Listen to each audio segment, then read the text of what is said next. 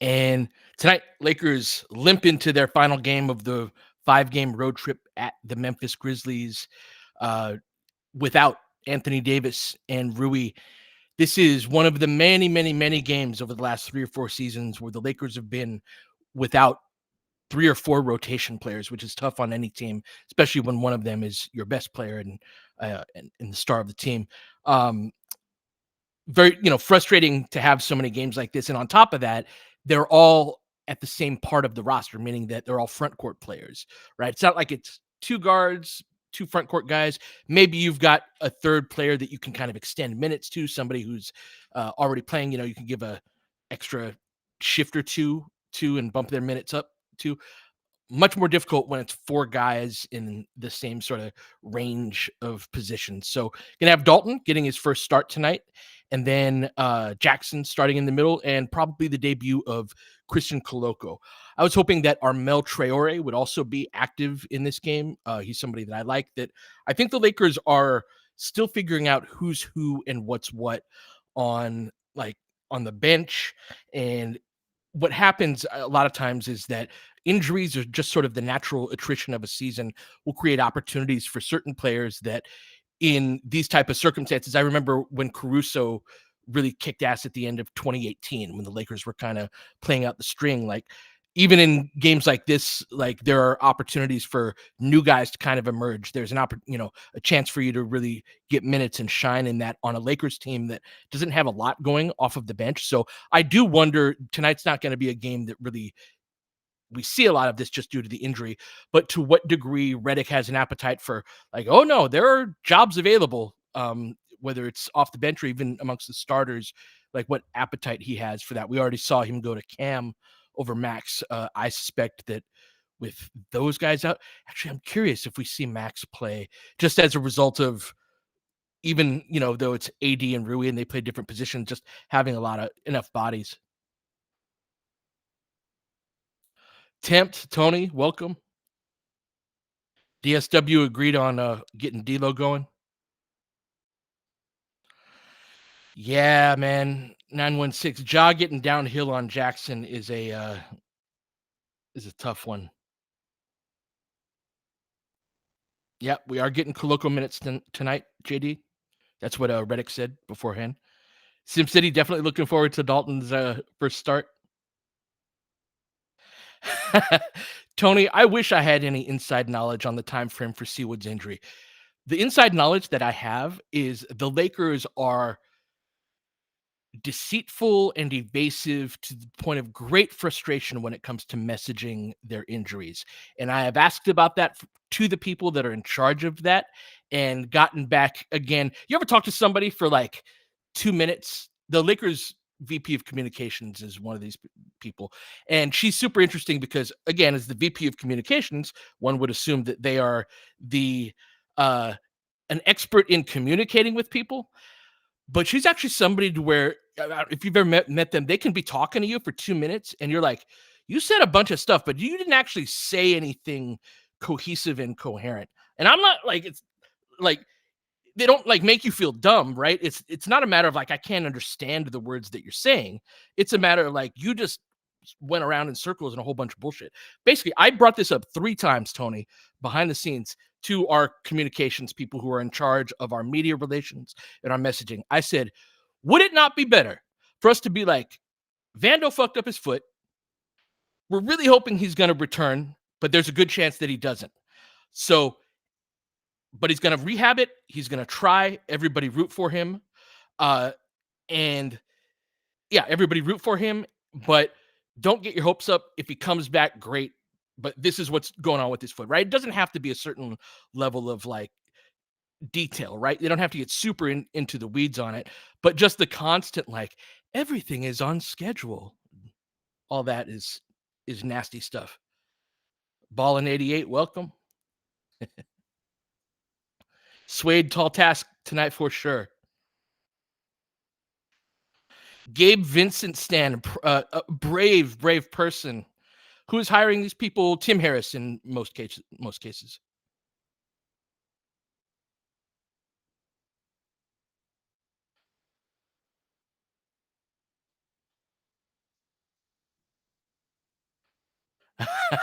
Do I sound really slow, Cheyenne? The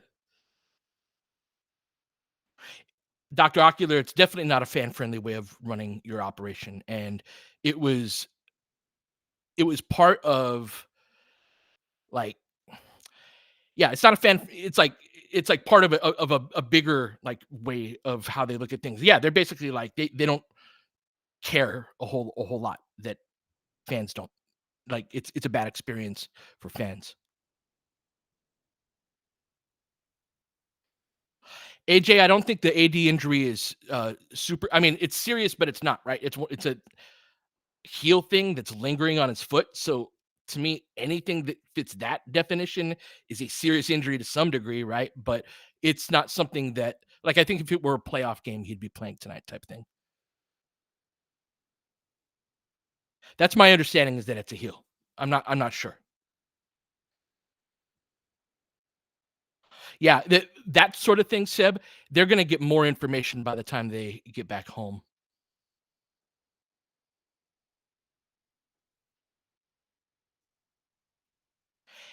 Anthony, I tried again several times. I ranted about this to the point of being annoying to the people that eventually let me go. Right?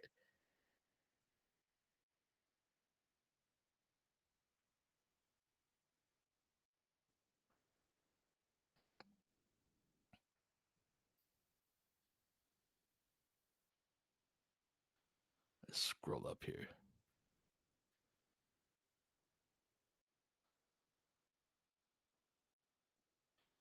Yeah, Seb, good call on the GG Jackson injury. That's a great example. It's so funny about slowing down the from 1.75 speed to regular speed. Like, I feel like I talk too fast anyway. How anybody listens to me at 1.75 or 2.0, like, y'all are too fast for me. I'm just an old man now. I don't know how you do it.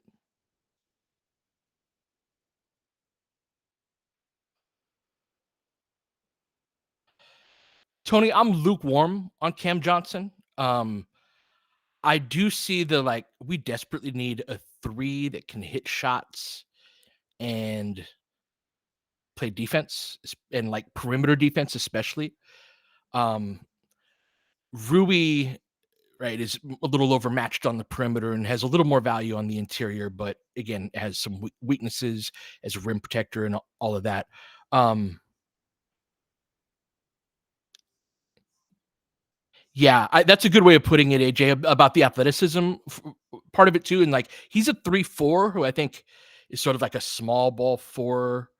Like, I like Cam Johnson. Don't get me wrong. It's just I don't think he's enough of an upgrade over Rui to warrant giving up a first, right? I think we could get more in another trade. But I do think that trade's on the table, and we'll continue to discuss and monitor that. Yeah, that's the thing too about Cam's defense is, like, he's okay, but I don't want to trade a first for a guy where we're like, yeah, we're a little bit better. Pirtle and Brown, I could definitely see that. There's the Sexton and Kessler thought as well.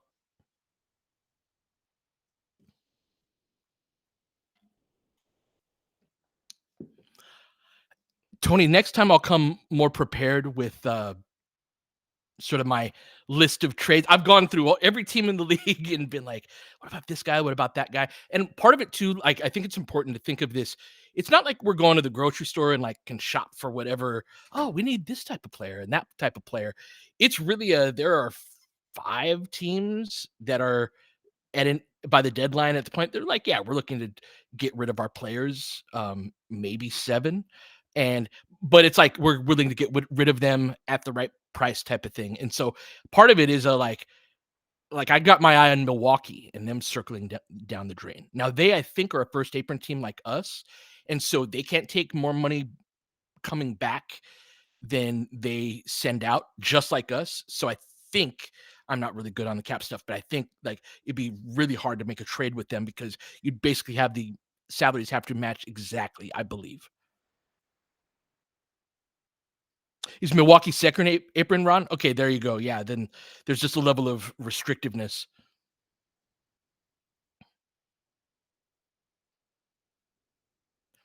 Yeah, Tony, we'll get to more. I think we need to figure out like what the most well calibrated version of this Lakers team is first.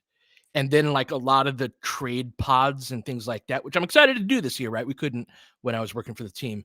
Like a lot of the trade pods, I think will come after 12:15 when guys start becoming available. So getting ready to tip here. Both teams have several guys out, but Lakers really hemorrhaging in the front court. But maybe a chance to see new player in Koloko and Dalton's first start. So Zach Edey should go for 173 points tonight against us, but we'll see. And just tipped off. Grizzlies control the tip. Ja with the ball. Yes, Ja's playing. D'Lo tries to reach in, matched up with him. They step over to help. So it looks like early on we're helping from one pass away. Jackson beat to the rebound by Edey. Kicks it out to the top of the key. Takes the three. Edey with the back tap. That's going to be a killer matchup. He's so much stronger than Jackson. Third chance, Ja drives. Jackson, and they dump it off to Edey. Got to strip him down low. Can't do it. Edey with the lay-in. And already you can see just a massive differential at the 5. All right. Austin with the ball at top of the key. Over to LeBron. Gonna get this screen from Jackson. Going to a stack. Good Spain pick and roll. All the way to the rim. Or LeBron misses short on his layup. Been the story of a lot of the season. Outlet up ahead. Lays it up and in. Not a good start for the Lakers, down 4-0. Right. Jackson with the ball. Hands it off over to D'Lo. Try to get that back tap steal by Ja. Puts him in jail. Leans forward. Gets caught between two shots. Grizzlies track down the back tap. Wells in transition to Ja. Double clutches. Good verticality by Austin. LeBron comes out of the backcourt. Bounce pass to D'Lo. Hit ahead. Lakers on the board. 10:33 left. Grizzlies up 4-2.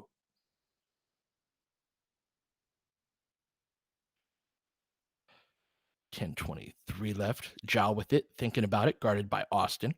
Going to be a lot of this ball screen action with Edey, and kicks that out into the corner for Jackson. Rattles home the 3. Oh, nope. Did he step out? All right.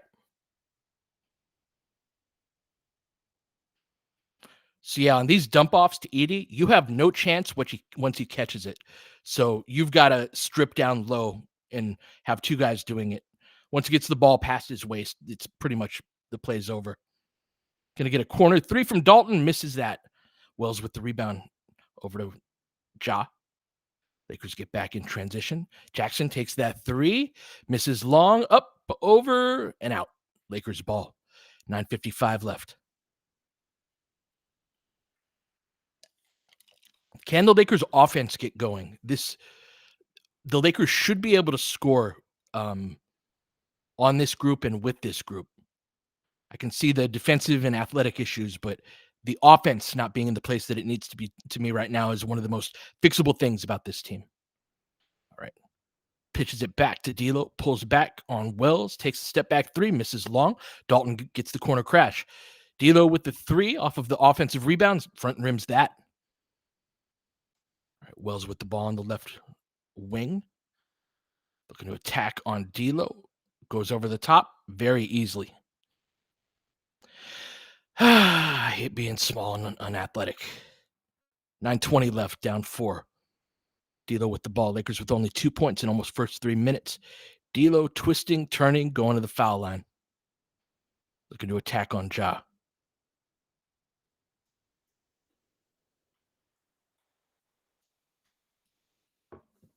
Yeah, Grizzlies going that route of several teams right now with this Aldama, Jackson, and Edey front court. That's why it's so funny, like the talk around the Lakers of like being more modern with their lineups and playing AD at the 5 and things like that. It's like more modern. If you're actually paying attention, there are more and more teams doing what the Grizzlies are doing of like, actually, no, we're going to play 2 bigs a good amount of the time. It's like Lakers have been 5 years behind the times in a lot of instances. He hits both free throws. Ja goes up, thought he got fouled. Doesn't get the call, though. Jackson with the rebound over to LeBron up the right sideline. 9:03 left, goes middle. Jackson ducks. Austin for 3. Back rims that. Cold on his jumper to start.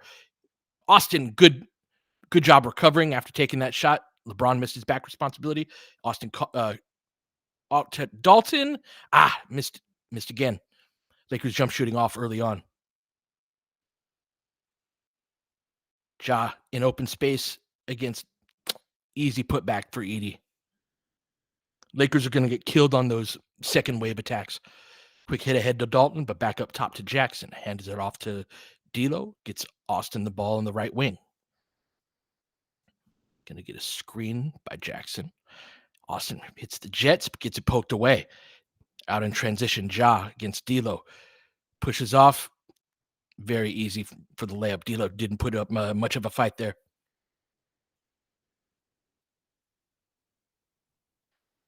10-4, 8:04 left.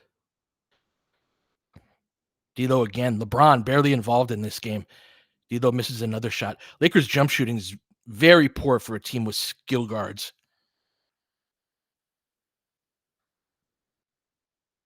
Dalton picks up the charge. All right.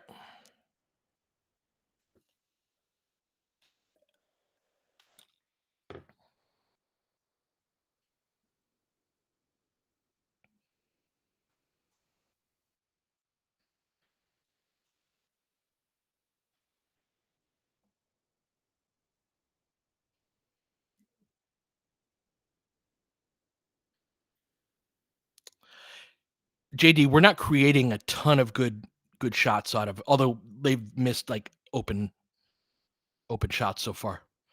Ball gets deflected away by Laravia, who's in the game.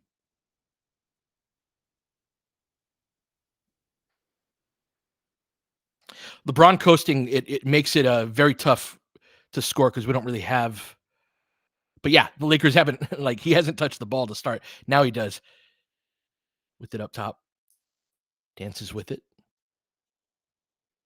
Step out on him. Takes that step back three and hits it. Someone hits a jumper. Here we go. Get Jay Huff out on the floor. Over to Laravia on the right side, guarded by LeBron. Had a great game against us toward the end of last year. Back out, shot fakes on LeBron. Pitches it back.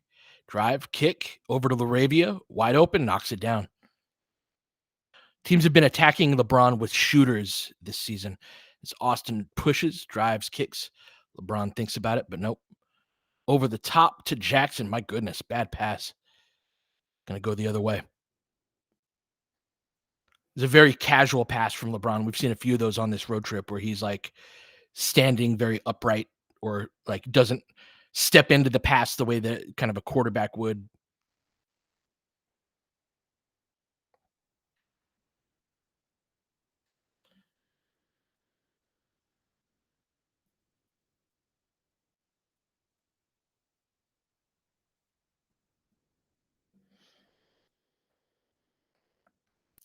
Yeah, crazy how quickly we went from the 3-0 homestand to a possibly 1-4 road trip.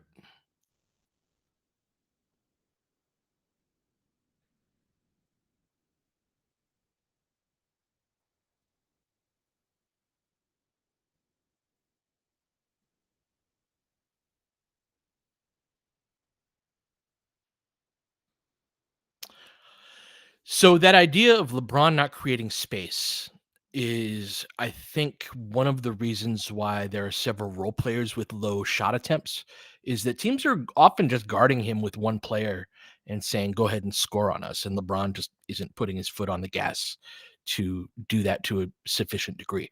However, I would say that is sort of the point of how the Lakers need to build out from their offense is, again, like LeBron in triple threat in one spot with other players running around rather than spotting up and not asking for LeBron to create the separation, but asking other players to. Now there's some weakness within that in that Lakers don't have great athletes at those other spots or in a lot of cases. So I think that we see this in action with how well AD is scoring in this, but yeah, there is some difficulty if you're running split cuts and just the pass cut replace style. You've got to be able to run if you're in one of those positions that's filling the different spots, that's passing, cutting, and replacing. Like it's sort of like playing a game of freeze tag when you're a kid. Like the fastest, best athletes are usually the ones that are best at playing tag, and so Um, we don't have that on the perimeter, so that's one of the weaknesses for sure. But the Lakers do not work possessions like from one option to the next. It's still a very like we're just going to attack one, like in a lot of one-on-one circumstances, and I don't think that's the way to success, especially early on in the season.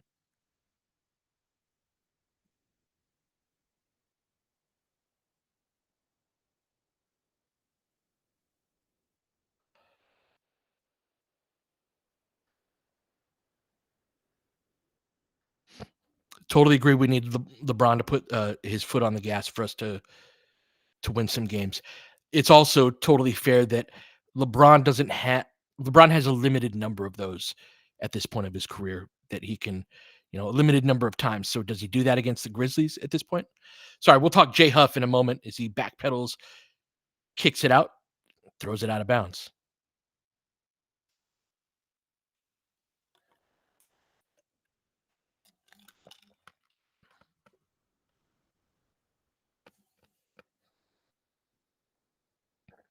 That was totally a travel, but they didn't call it. We'll take the turnover anyway. 10-3 on the boards so far. Grizzlies up. All right, Austin with the ball comes around the screen.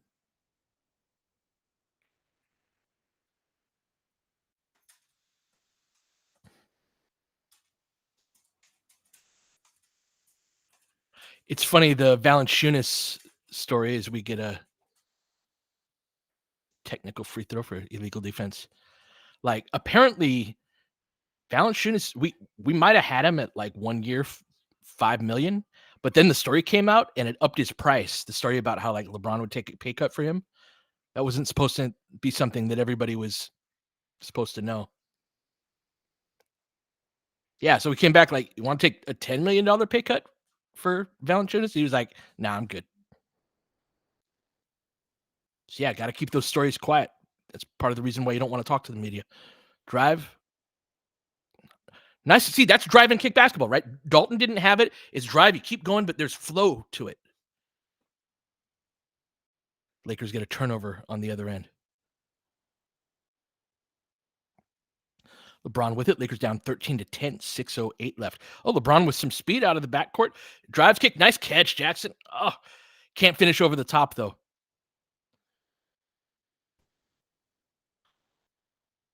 Ja with the ball up top, guarded by LeBron. Gonna back off him, let him take that three as he should. Ja knocks it down. That's the danger of Ja, right? You got to play off of him to a certain degree to not get beat. But if he's hitting that shot, not much you can do about it. Lakers down 6. Nice pass by LeBron. Or excuse me. Who threw that? Was that D'Lo? Yeah, that was D'Lo, I believe.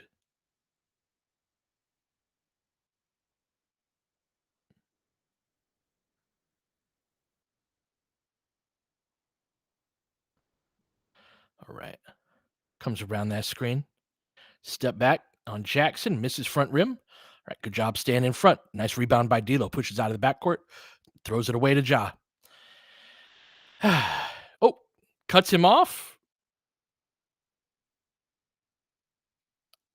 It's kind of a weak call. Don't call that some like breakaway foul or something, though.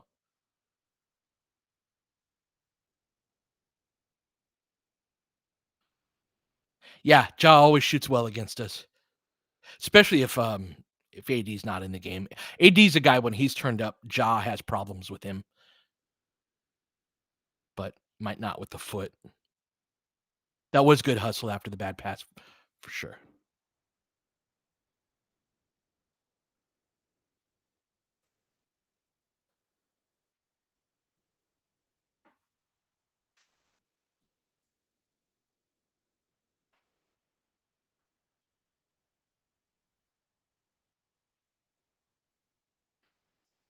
Hoopla, do I think D'Lo needs to conduct more of the offense instead of standing in the corner? Very much so. I think that's one of the ways Lakers can kind of grease the wheels on this style.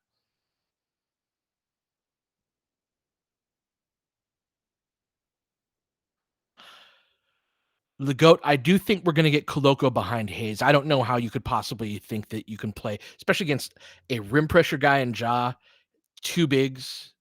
in, and I hate that this is a this is a clear path or whatever they're reviewing on this. That's a good basketball play. It's not a like you threw away a bad pass. Josh slows down. Like Dilo's not trying to foul him, and then he gets in front, and then there's a foul. Right. Like clear path is intended to be like not stop the excitement of a fast break, right? So this guy's running, you reach out to grab him, but no, he like cut in front and slowed down. And then do we have to take 2 minutes to legislate this? Give me an NBA where you do this for 20 seconds and then maybe if someone makes a great play, you stand around and talk about it for 2 minutes. Like if someone gets dunked on, like just stop the game right there and let's go to the review, interview somebody on this, like the players on the side. Like that's much more entertaining than having the freaking film review be the thing that takes 3 to 5 minutes. Sorry, I will rant about this every time. And DSW, it's such a flow sport. That's such a weak ass call. I hate that call. Most calls are totally obvious. Like you give him a 24-second shot clock. Yeah, that's a garbage call. It's two in the ball. Ja hits both free throws.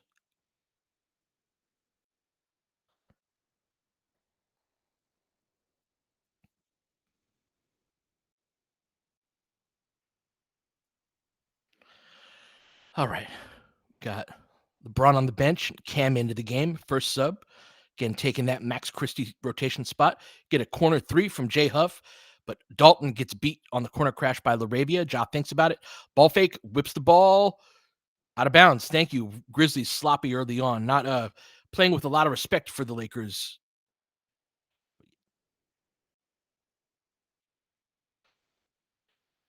Let's talk Rob next commercial break. We're going to talk live games during that. Nice fake by Austin all the way to the rack. Good stuff. Got hit in the head, too. Lakers down 4, 18-4, 4:49 left. Laravia looks to drive on D'Lo, goes easily off the top of the glass. A lot of players are using their height advantage over D'Lo. He's guarding several players who have that advantage on him. Yes, good call on Austin's more legs. Nice shot, D'Lo. Pulls up, drains the three. Lakers down 3, 4:29 left. Stabilized after early spot. Oh, that was Aldama. Thank you. Huff misses the three. Bad shift for him. Dalton with the rebound. To drive. Austin definitely looking more spry.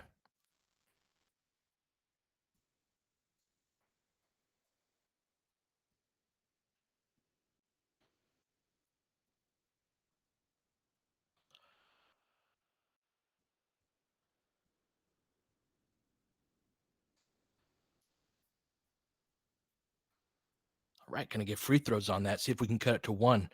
Gonna get Christian Koloko. Congratulations to him. Just first minutes after a scary health issue as Austin misses the first free throw.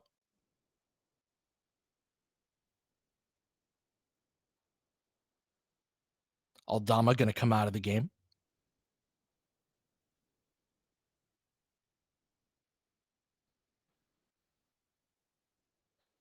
Tony, I'd be good with that about playing Max and Cam and having Max take Gabe's spot. Koloko is super lanky. Yeah. Austin hits the second free throw. He's very mobile as well. I did a video on him. He can show at the level and backpedal. Backpedals extraordinarily well. Good contest around the basket, forces the miss, but Lakers can't track down the rebound. Got to lock down those elbows. Been rebounding poorly there. Drive and kick. Oh, Lakers get lucky on the 3. D'Lo dancing with it. Pulls up. Sidestep. Get the roll. Get the roll. No, doesn't get it. Koloko battles for the rebound, going the other way.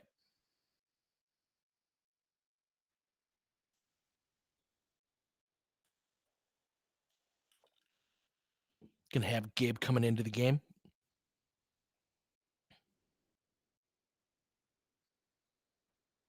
Koloko again was the Pac-12 Defensive Player of the Year his last year in college.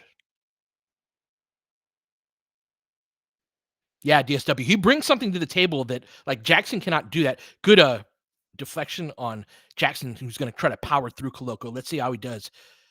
Goes over the top. That's one thing that Koloko can get back down. He is lanky, but Jackson, you'll see, is a very like physical go through you.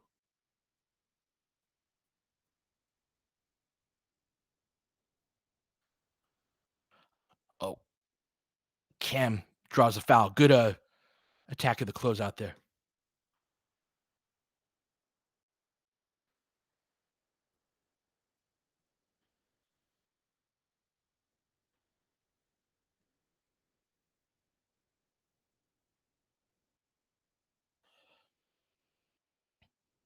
Look, man, if Chaos Cam can direct that in the correct direction,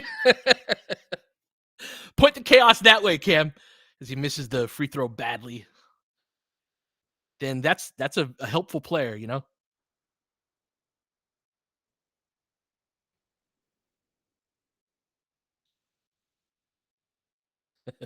Kamikaze.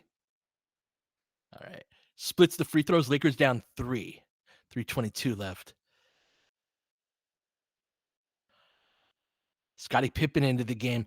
A lot of Lakers South Bay guys made it over to Memphis. It's been a case for a long time now. Ball up top. Get a handoff. Steps into that paint. Ooh, nice block by Koloko. Get that out of there. Let's go.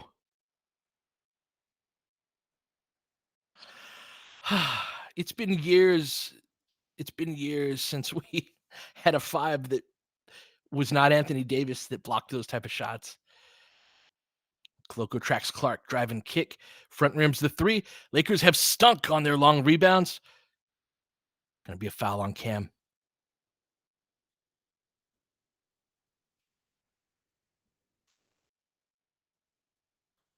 Yep, and Clark is good on those floaters too.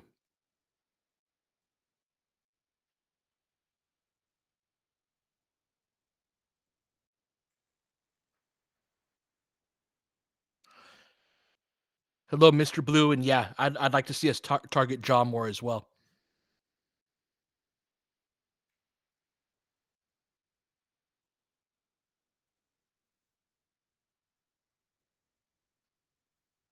Tempt, are you talking about Koloko?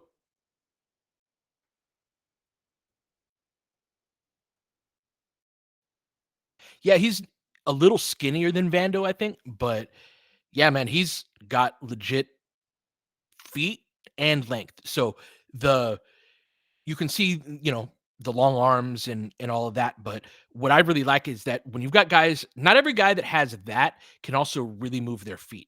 And so the backpedaling, that's what Jackson can't do, and why he's so bad in drop is he becomes totally tied to the floor basically when he starts backpedaling.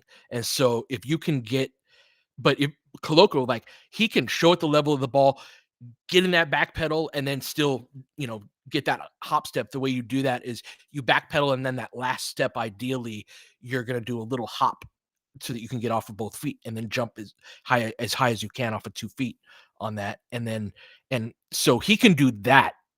And when you've got that combination of length and feet, I think you have the chance to have a really good defensive player. And like, look, that is the key of your defense in the NBA, really NBA, any level of basketball, but especially in the NBA, so much of it is ball screen and ball screen coverage, rim protection heavy in both the offense trying to get to the rack and the defense trying to take that away. That if your 5 is deficient at that, and think of all the 5s that we've signed all the way back to Trez, it was uh, like all the 5s that couldn't take that away.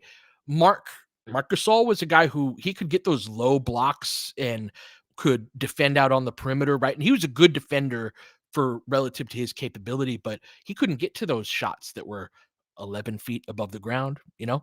And so Thomas Bryant, Christian Wood, Jackson Hayes, Lakers have had several 5s that come through here in the last several years since Dwight.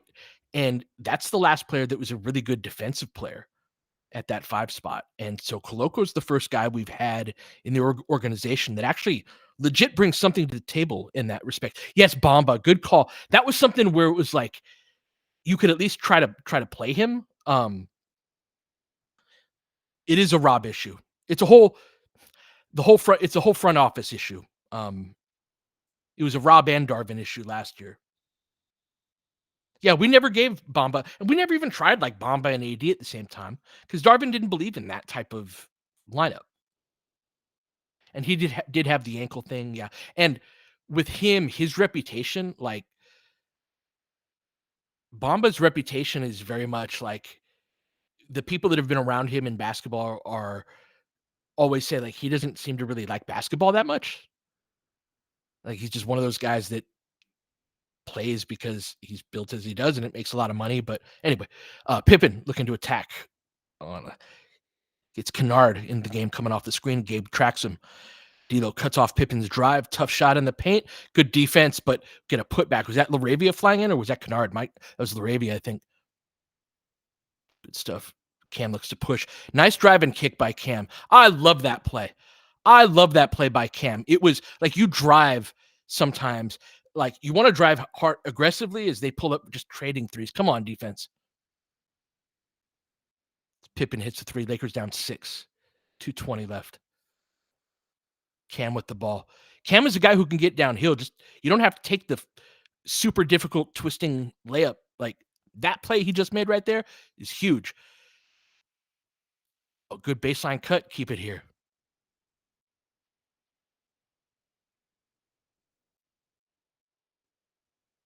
And yeah, as you said, Larabia is kicking butt with his activity.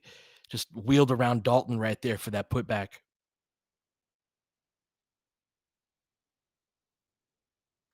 He's totally skilled enough, DSW, to drive and pass.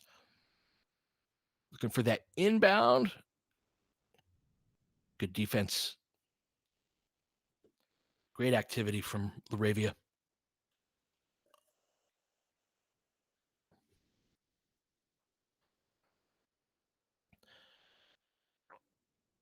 Gabe looking, or is that D'Lo looking to inbound from the corner? Oh, flows in the handoff with LeBron. Back into the game. Takes a step back. Rims in and out. 28-22. Gonna keep it here.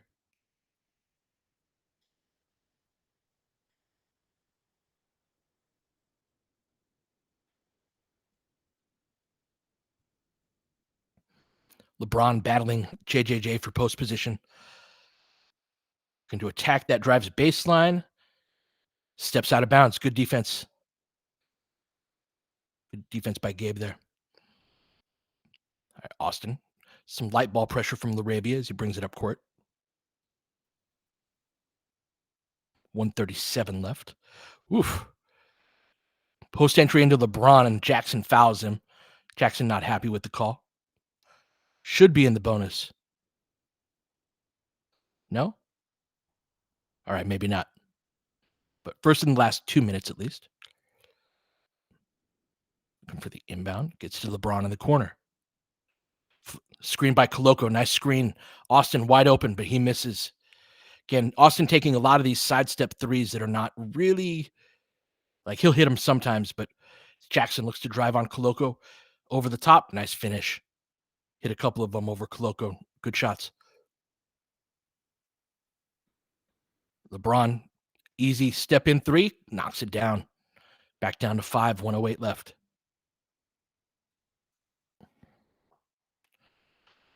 Pippen lobs it over the top. Oh my goodness. Was that LeBron? Yeah.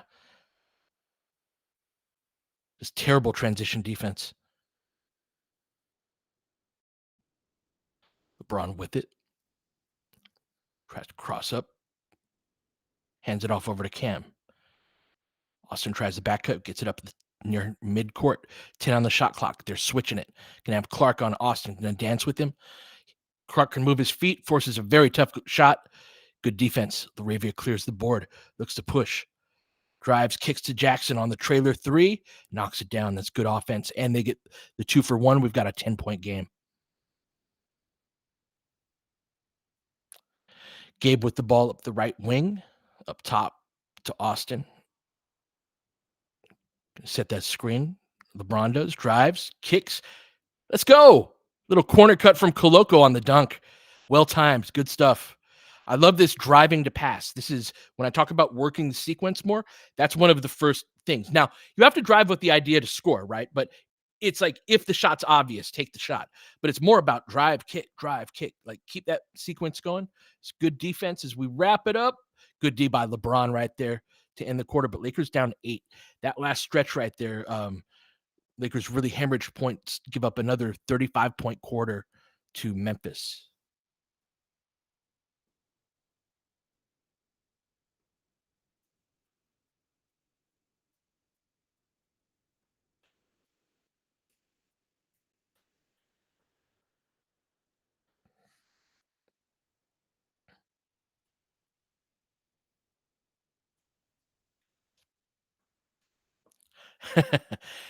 I feel you on that DSW about it. Doesn't feel like we're down 8 because of the focus on Koloko, but he's refreshing, right?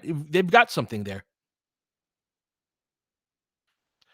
So they can't survive to the deadline, GOAT, if they're out 4 rotation guys. This has been another thing where, like, the issues with the Lakers, this is something that I've, not being with the team anymore, like, when everybody asks me, "Hey, what can you say about the team?" Like, I really wanna get across the comprehensiveness of the issues. Like, they hit in several different aspects of the organization, and one of them is just how thin, meaning like how few people there are, or at least in my time, in on the health side, right, and the training staff, and just like every department within the Lakers. It's like they brag about, for example, in ticketing, that the ticketing office is like a third of the size of the average team in the NBA.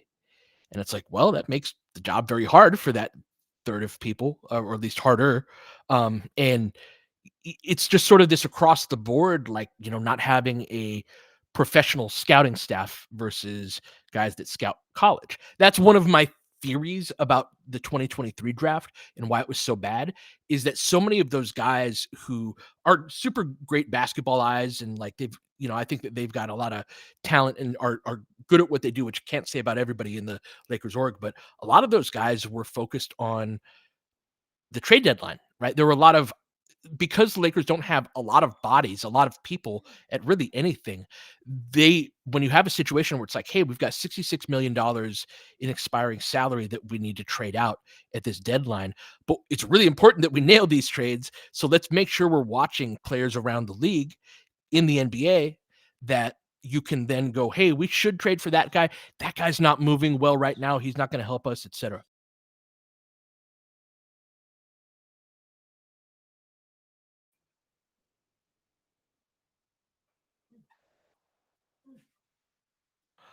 All right.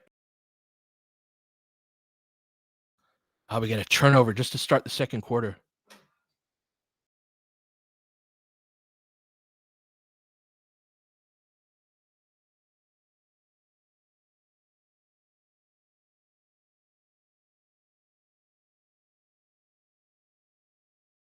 All right, back into it. Pippen, with some ball pressure by Gabe.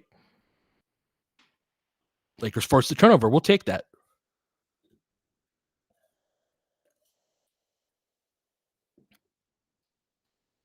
All right, LeBron looking to attack at least. Drives, kicks. Gabe taking the first available shot. See, that's not a good shot though. Like, I know we want to get him shot attempts, but that's not a good shot. Like, and this has been a Lakers problem throughout the year. Like, you don't have to take the first shot, especially if you're not a good shooter. You shouldn't take that. So we get a rim run by LeBron, deep post seal. I like it. All right, get a little old man layup with his left hand. Good rim run. Got Max in this shift. Driving kick out to Kennard, swinging around the perimeter. Clark looking for some help. Gets it up top. Good ball pressure by Gabe. Staying with him. Good defense. Shot clock issues. 3, 2, 1. Gabe all over. Great defensive possession by Gabe. All right. Austin with the ball. Back out to LeBron for 3. Oi. Wide left. Jackson tracks down the rebound. LeBron with the side cleared out. Lakers have been awful generating offense, and LeBron just dribbles it out of bounds.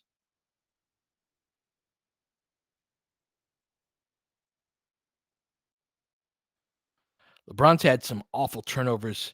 So we get a, oh, Brandon Clark floater, but he back rims it.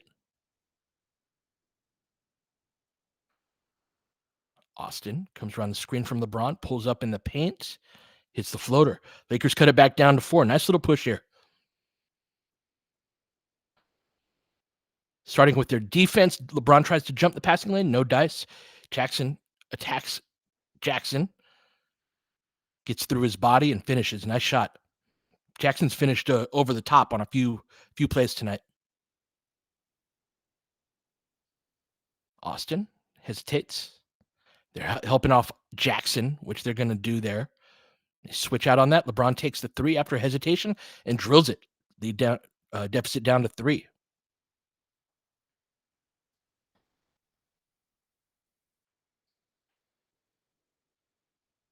Right, Gabe had a few good defensive possessions here on Pippen. Yeah, LeBron looking gassed there. Drive and kick. Good few defensive possessions right here as Max skies in for the rebound. Kicks it ahead to Gabe. That's a good shot. Still misses, though. Damn. Pokes it away, but Grizzlies get it. Pippen crosses over Gabe in transition. Jackson rotates over, but we're going to get a foul.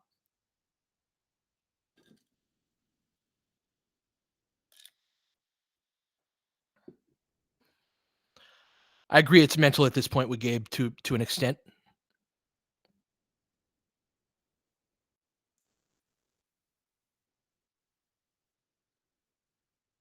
But, like, he's not shot 20+% from 3 with us in his very abbreviated year last year. He's been so bad on offense. Oh, of course Dennis would have helped us more than Gabe. It's like he's got more physical tools and he's got more skill.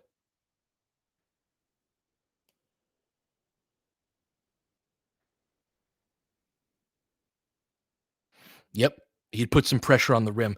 The thing about Gabe, it's funny when you measure players through what they're not. The thing about Dennis is there was like whenever we'd get to a certain point of the playoffs, Dennis's elevator gets off. You know, like he can't quite play at that level. As we get a 3 from Austin off cross screen again, those are shooter shots, and Austin is not a shooter. He's a yeah.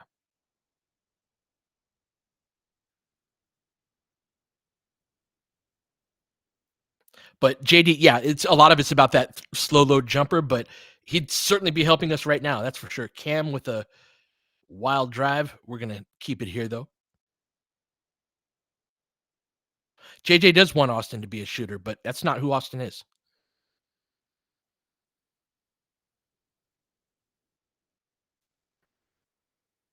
It's not a bad idea. Inbound to Jackson, 8:27 left. Gonna get Austin coming off of the screen, getting downhill. That's good look. Oh, but good contest. Knock that away. Come out of the backcourt. Aldama with it over to Clark. Back to Aldama. Close out by Jackson. Ooh, Lakers get lucky. Cam with the rebound. Outlet over to Gabe. Looking to push in transition. Inside out. Drives. Good relocate into the corner. Good patience, Max. Good stuff. Misses back rim. I wanted that. That was good decision making. He sprinted to the weak side deep corner to get open. Good shot fake. Got himself a good, clean shot. Get yourself good looks, and then the shots will start to fall after that. All right. Lakers defending pretty well to start this quarter, though. Cam, tough task on Jackson. Looks to strip him. Gives up the dunk as Jackson doesn't cough it up. Lakers down 6.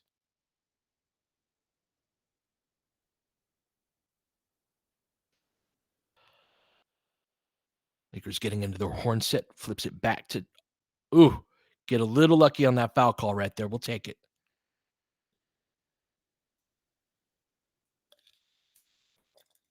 916, that's right. That's sort of like I've been on Max about his decision making, but there was a certain amount of like decision making as a scorer that he was doing much better at. Like, and part of it was the sprinting to your spot and getting open in the first place. Right, back to it. Got Dalton, Austin, Cam, Jackson, and Max in the game. He gets called for an illegal screen, it looks like. Doesn't like that call.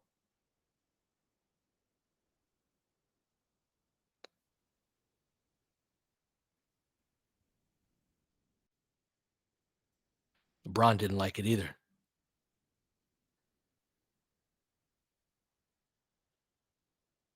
I didn't see the action. I didn't see if it was the right call or not.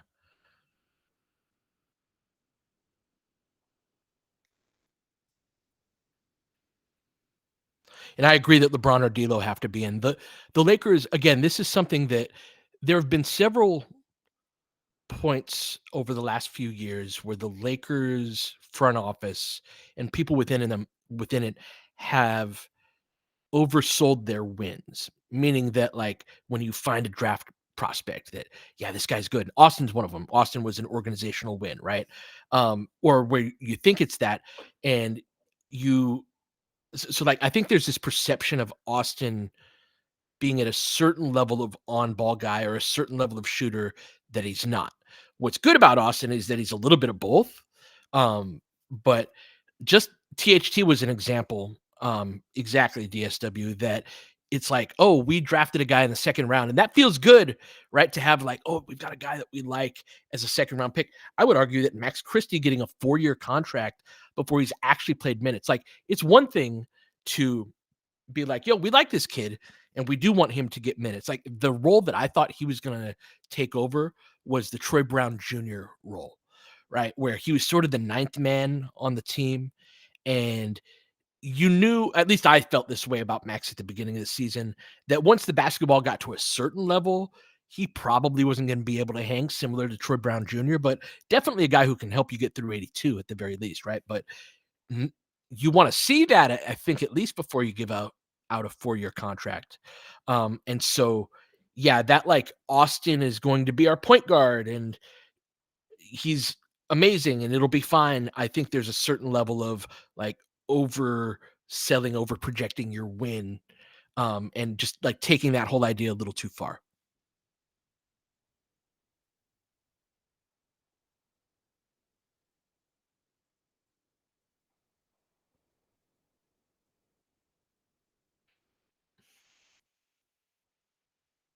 916, that's exactly right.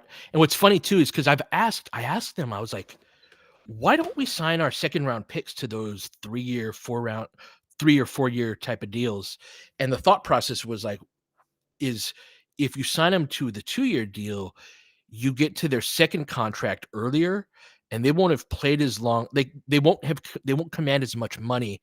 And it's more important to get that contract on sort of a discount.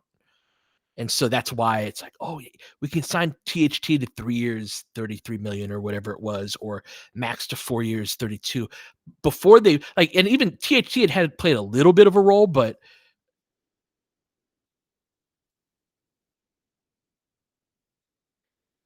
all I'm saying is that was the thought process from the Lakers. I agree that that it's a not super wise as we're back at it. It's a weak call.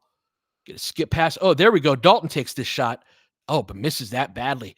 Clicks the rebound though. All right, saves the possession. Let's go. Out to Jackson. Drives, kicks, shot fake, step back. Austin misses long. Dalton battles, gets another rebound. Good. See, Dalton is a live body. You know, he's going to help you get those extra possessions, sprint toward the ball, run, try to save the ball from going out of bounds. Lakers down 4. Drive, dishes off to Edie. Oh, good foul. Prevented the easy dunk. But like I get that Dalton's young and that he's got a lot to learn and all of that, but he actually has we talk about trades. Nothing's gonna happen till 12-15 or very unlikely.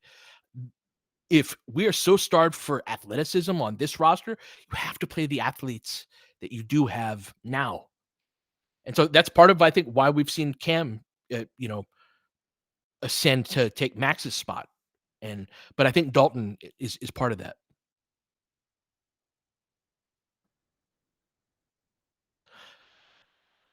Dalton does have a lot of value on trade wise.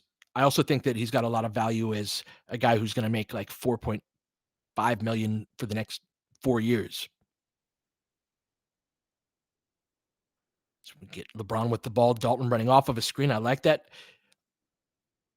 Helping off Jackson. Yeah, they're really helping off Jackson tonight. But If you navigate it for long enough, see how patient they were on that play? Good offense cuts it back down to a 4-point deficit. Lakers hanging in there. 6:21. Pippen coming off the screen, bumps off Austin, as many guards have been doing. Oh, LeBron gives that up really easily. Lakers give up another elbow rebound. Nice drive and kick to Edie. Lakers just getting. Edie is too much for Jackson physically, and Aldama is too much for Austin physically. So they just overpowered. 9 offensive rebounds surrendered by the Lakers in this first half. Just completely undermanned in the front court. Switch that, got LeBron at the elbow. I really like this better than the tilted touches. Lakers may have found something here, although it's not Austin's jump shot. Pippen with the ball, driving, kicking out to Aldama in the corner. Good help by Jackson. Going to get a foul, though.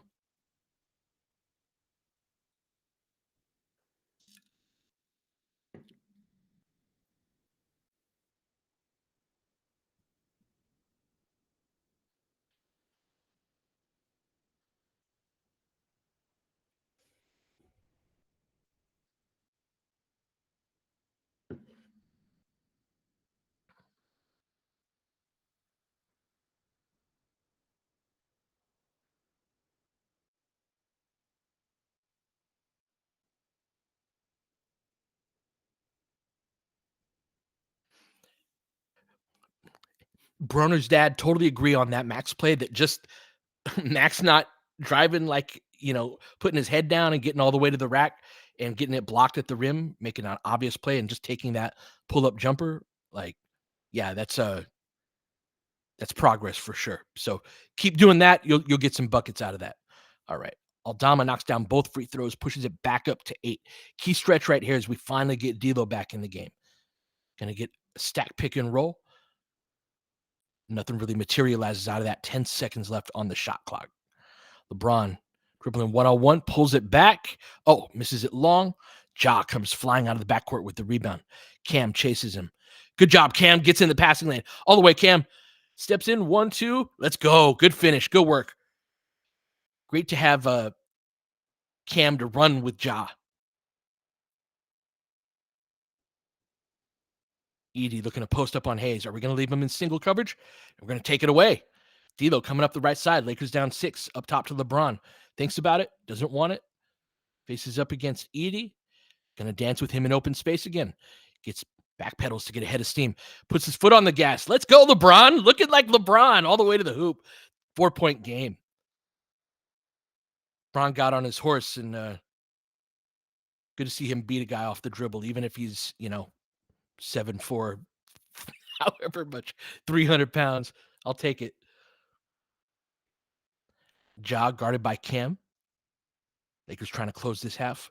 Good hands again by Cam. Get that, Cam. All right. Keep it here, but love the ball pressure on the perimeter. Good to have some defensive playmaking.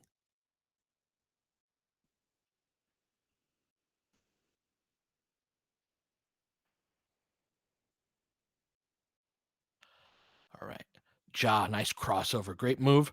Oh, but good contest by Jackson. Cam with the rebound. Lakers on the break. Up ahead. Oh, Dalton can't catch it. I've noticed that on a few transition opportunities, Dalton will have a tendency to look away as he's catching the ball and doesn't actually secure it. Yeah, not a great pass either, for sure. Cam picks up a foul. Doesn't like it at all.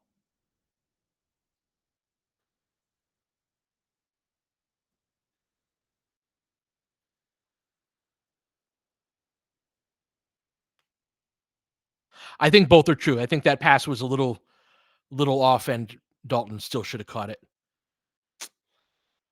See, I hate these type of calls where it's like Ja runs right into him. What, Cam's not entitled to his position? Lakers down 4. Been defending well. Shot fake by Aldama. Drive, slows down. Can they get the rebound? Oh, almost, but LeBron was standing on the end line. He's got the rebound. So, yeah, they've got that jailbreak on the offensive glass. So Jackson's doing what he can, but it's those second wave attacks that Lakers need to be able to clean up the boards right there. I hate to ask, is Jaren Jackson coming back into the game, but for Aldama. They just got bigger, right? With Jackson coming into the game for Aldama. They're going to attack more with physicality, need to be able to meet that. Cam, Dalton, and LeBron become very important in these minutes on the boards, especially.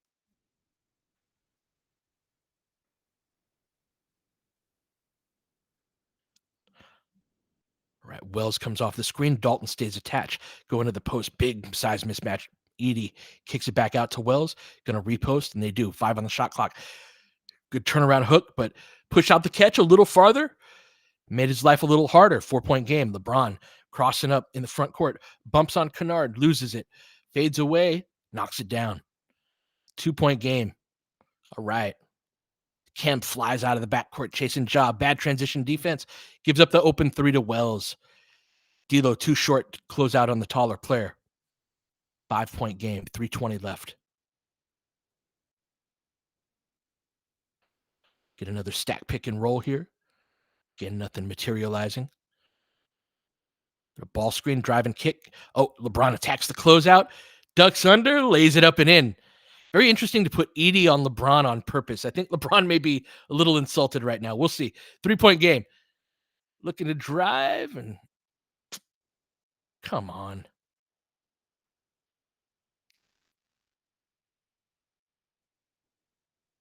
Lakers are in this game. That's so weak.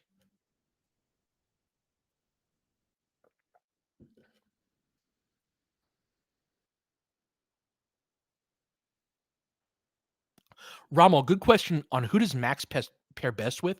I think D'Lo is his best pair just because D'Lo, I think, takes away more of the decision making. And there's what I see at least is like Austin is more of a two-man game type of point guard on ball player, right? So if you want to get heavy into your ball screen type of stuff, and you can get the Austin AD ball screen combo, the Austin LeBron combo really cooking, but it's that sort of Lou Williams, like we're gonna run a bunch of pick and roll ball screen type of stuff. D'Lo is more of a 5-on-5 type of point guard. Like the way he handles that particular role is more as a 5-on-5 type of player. And part of that is even just a hey, I know Max really likes to run the floor and he'll sprint up the sideline. If I sprint with pace up the left sideline too, I'm going to get him a dunk on that back cut. If I do this with Rui, I'm going to be able to set him up in a way where he can get an easy catch and score. And so that D'Lo in that respect, I think helps facilitate Max's success. Good question. And I'm curious if other people have other thoughts, but I don't think that I think the guard next to him, neither Gabe doesn't have the offensive skill and Austin is more kind of zeroed into that two-man game than he is I think thinking about the overall 5-on-5.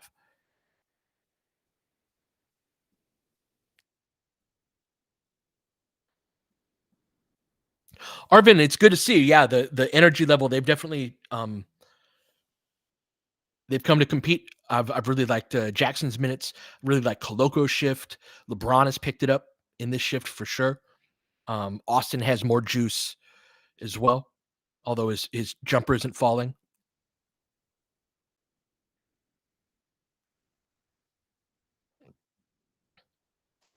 Mr. Blue totally agreed. They need to put Edie and Ja into those ball screens, and I think that's part of what they were doing there with those D'Lo and LeBron and Austin and LeBron. If Edie's on LeBron, you've got to exploit that.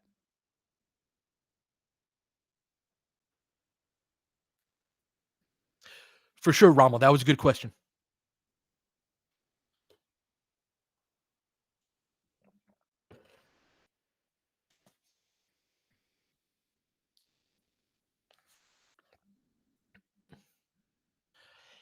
Yes, it does, Goat, about LeBron not being hit on the rolls when he's the screener. And I think that's one of the best ways we can get LeBron downhill, especially if a team can't switch. So you can't switch during the Edie minutes. Those are almost always going to be drop coverage type of minutes.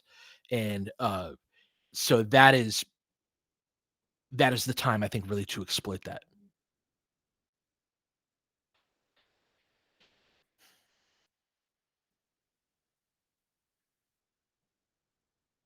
All right.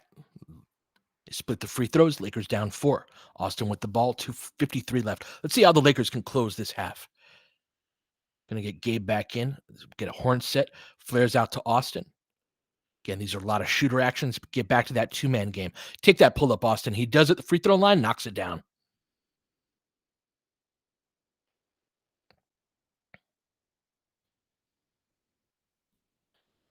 Ja up against Austin. Lakers in kind of a zone here. All right, kept Wells in front. That's what you want out of that zone. They never touch the paint.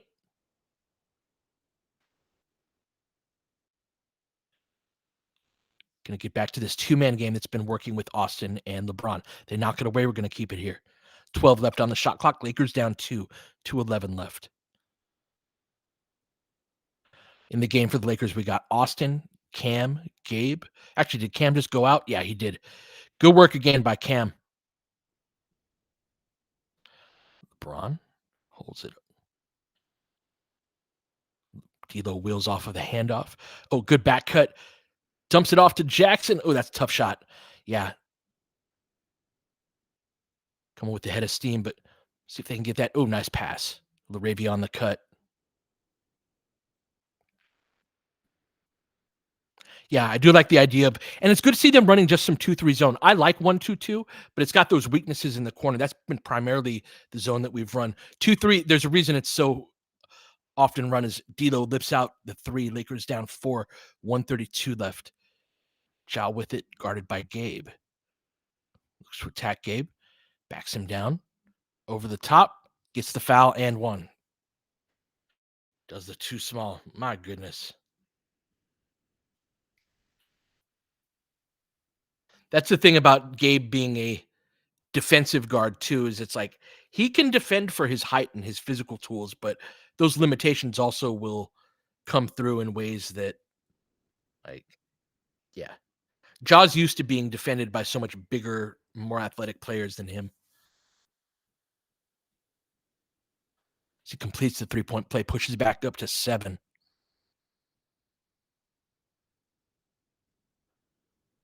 All right.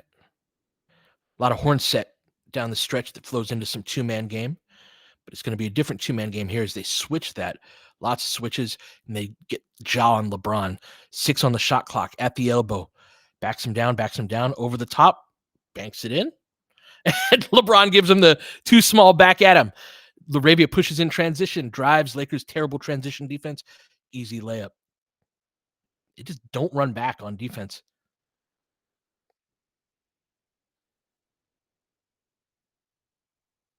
LeBron, puts the foot on the gas, gets into the paint off a jump stop. LeBron is kicking ass right now off of jump stops, and good to see him both getting in the rack, but also like playing off of 2 feet. See, they keep pushing off of our makes, and there's Ja over the top of Gabe again. Gabe subbed in this last stretch as a defensive sub, and you can see this stark difference between Gabe and Cam and how much he bothers Ja.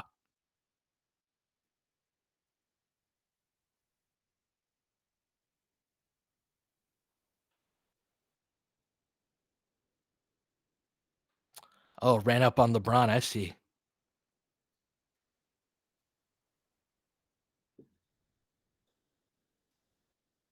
LeBron gonna get the technical.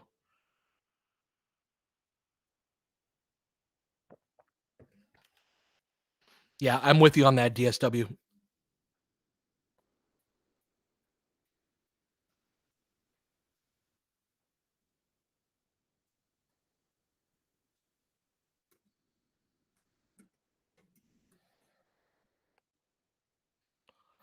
Right.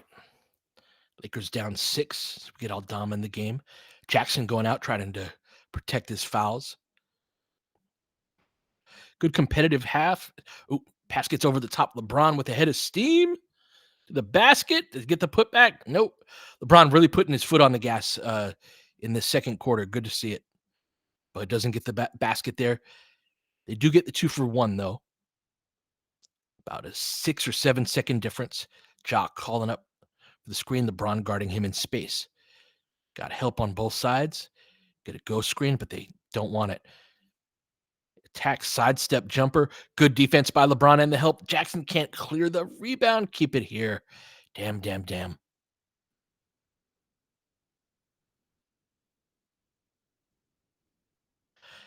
It's absolutely right, Gaudelak, about there being no obvious help for a lot of the issues we have, like, or no obvious like one-on-one guy.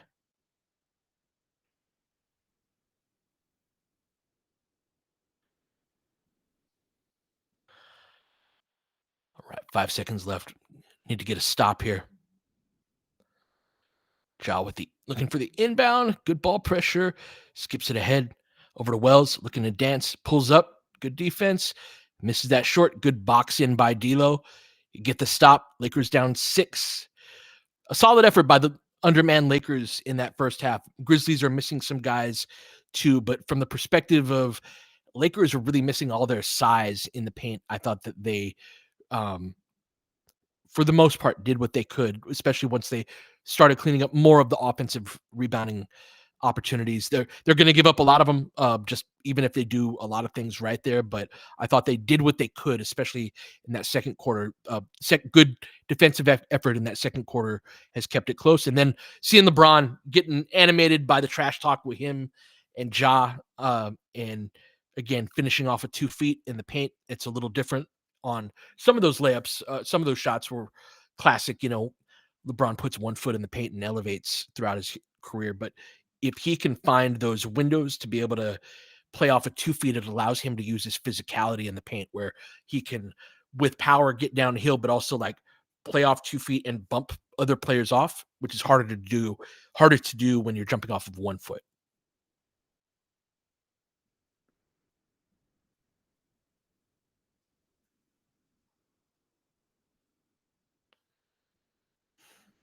Was Magic a better GM than Palenka?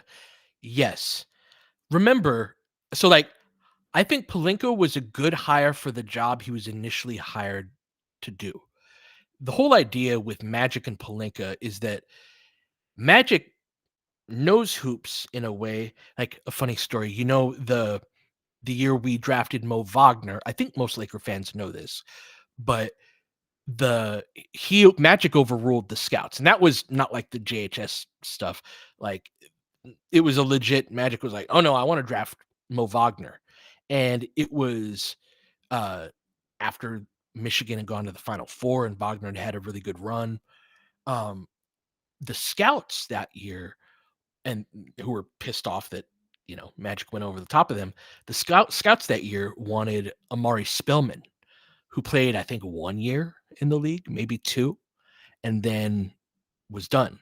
And so Magic is not the guy that's going to work 60 hours a week at the office, but he does have a certain amount of like I'm a basketball man and I've been in basketball on the court my whole life and I know things and I see things that other people don't see. Also, like one of the most brilliant players, if you are old enough to have watched Magic, like it was a great treat.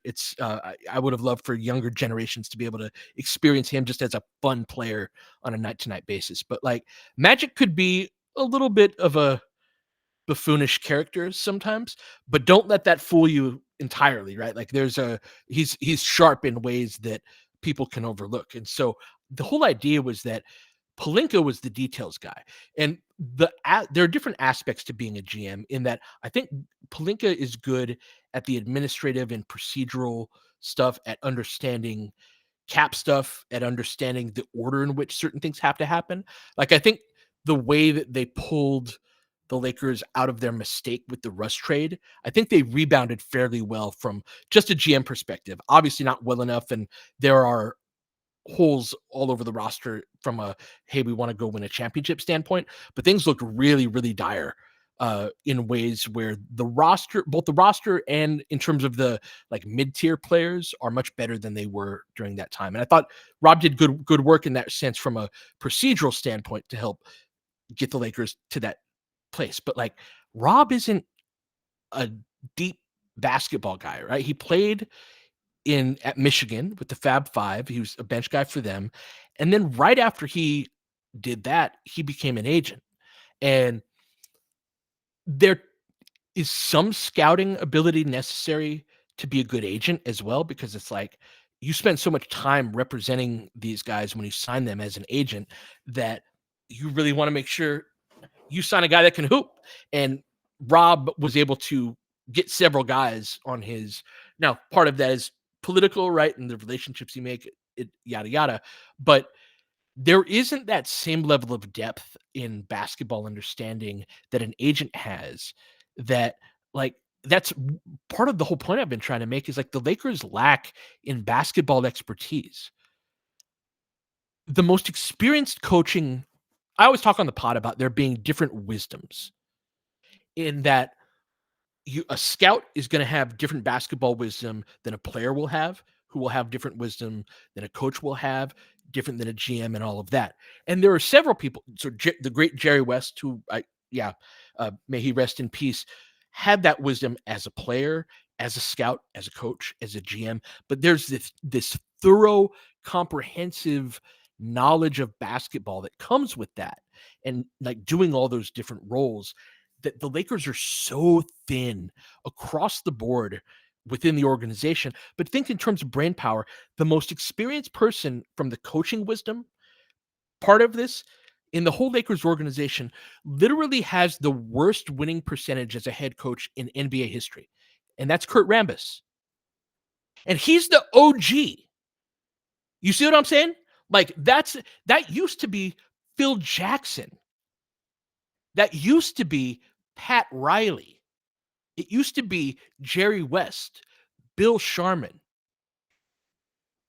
You can go back all the way throughout all of that. And so the Lakers don't have, like, Pelinka is best suited to be an assistant GM and the kind of guy that can help a real basketball man actually navigate the collective bargaining agreement and actually execute trades and all of that, you know?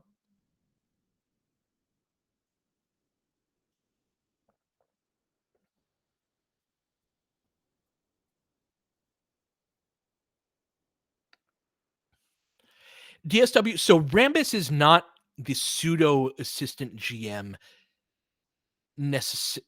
I don't think that's the way to put it. He's just like one of the voices that has a say. So again, think of the Lakers in factions. You've got the OG faction, which is Jeannie, Linda, Kurt, Bertka. I'm probably missing some people, but the people who've been there forever. Then you've got the Palinka faction, which is Rob and some other folks who don't put their name out there, but it's a fairly tight circle. And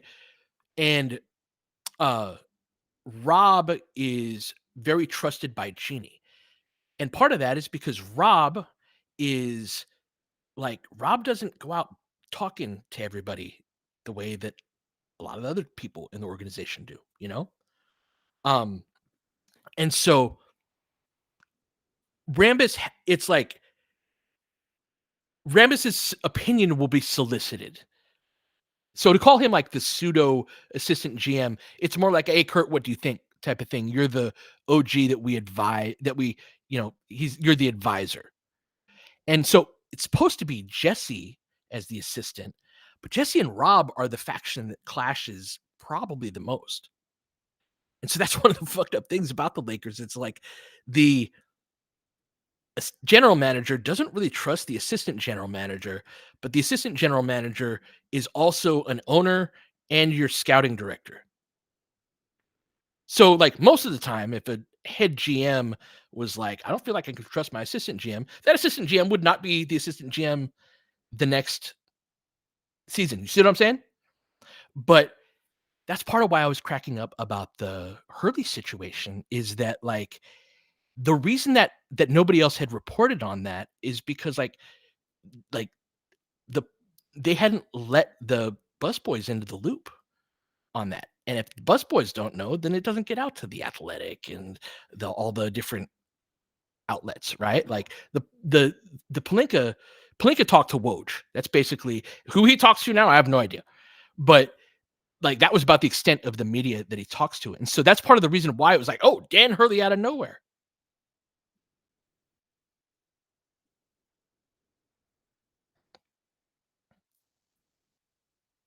DSW, that's a more accurate characterization of Rambis as the new Phil. But think about the loss on that. You go from the winningest coach, the 11 titles, to the worst winning percentage as a head coach in league history. He wanted to play Kristaps Porzingis at the 3 at some point in the 2010s, like halfway through that decade. So we're not being led by the best.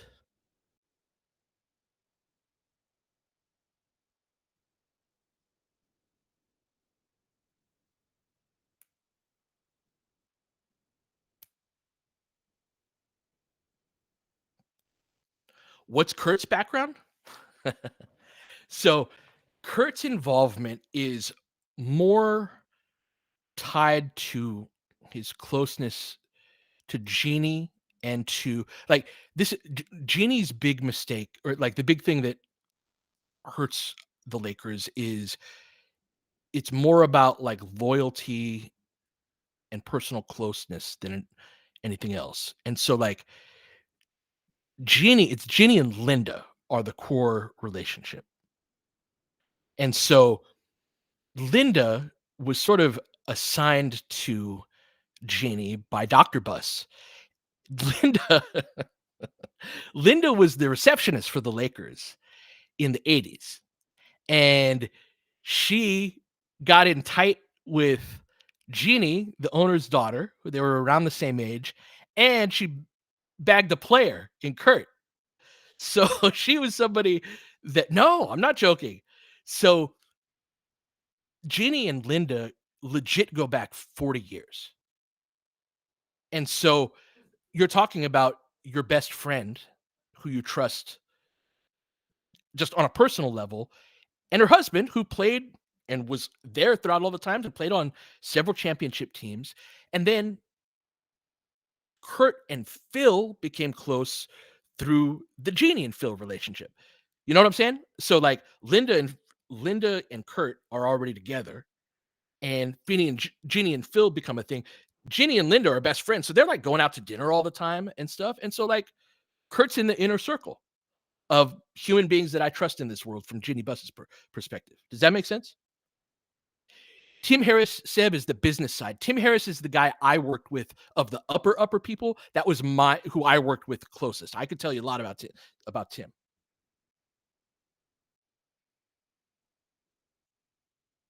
Yes, Seb, this front office is Jeannie, her friends, people that she trusts, and her brothers.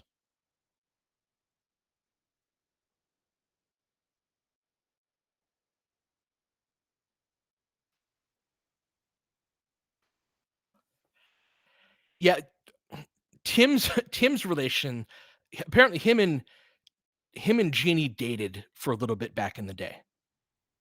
And he was but that's not all. Tim actually played back at the 80s. Dr. Buss owned the Forum and a couple of leagues, one of which was an indoor soccer league. So Tim Harris was a soccer goalie, played at UCLA, played for Team USA a little bit, and uh and so he played for Dr. Buss's indoor soccer league, and Dr. Buss took a liking to him. If you meet Tim, Tim is like one of the few people at the upper echelons of the Lakers organization who are not there because they had the right last name. It's like if you Tim is an impressive person, but he's just old in my opinion, and has a lot of like 20th century thinking in a lot of ways. But yeah, Dr. Buss really took a liking to Tim, and they hired him to run like arena operations in 1991. So back when they were at the Forum before Staples, he was part of the switch over to all of that. And so yeah, Tim was very much in charge of running events. So not just basketball, but also the other sports that they had going on. And they do a lot of boxing back in the day at the Forum and all of that. Um, and so he's been running the Lakers business operations, and he's sort of the Palinka of the Lakers business in that the same way that Ginny goes, I don't really know much about business or about basketball. I'm going to wash my hands of it and just give Rob, you're the person in charge of this corner of this. That's pretty much what she does with Tim. And Tim goes back way farther than Palinka in that, again, he started in 91 and hired by her dad. And again, I think they dated for a little bit way back in the day. So, yeah.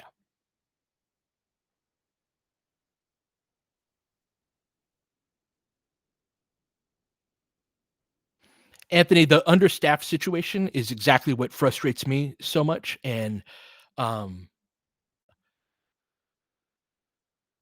the generating the most revenue part of it, again, the Lakers are factional. This is part of this what I'm trying to explain over the long run, and why it's important that the Lakers are factional is that the Lakers are operating under the Bus family trust, to where it's all 6 kids have a stake in it. 2 of them don't want, like, they would sell today if they could.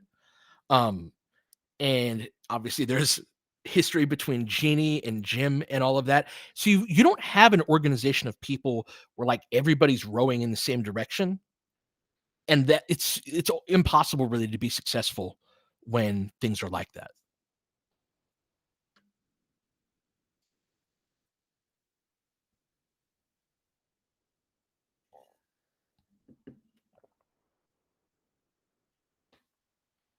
Sorry, YouTube, I have not been in the comments. I'll get to you. So we're back at it. Sorry. Lakers get a bucket early on. Back at it. I missed it. Sorry. All right. Ja being guarded. Lakers good defense last quarter or so. Austin playing pinball off of those screens. Gonna go the other way. We'll take it. All right. Illegal screen on Edie. Is that what it was, George? I flipped over. I was looking at the box score and I flipped over right as the action happened, so I didn't see how he scored.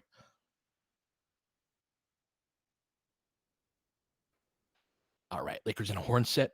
Hands off to LeBron. Putting Edie on him a ton. Interesting. Over to Dalton in the corner, or I'm sorry, Austin in the corner. Get that switch back onto Wells. Ooh, shot fake, shot fake. A lot of individual shot creation, and LeBron still hits it.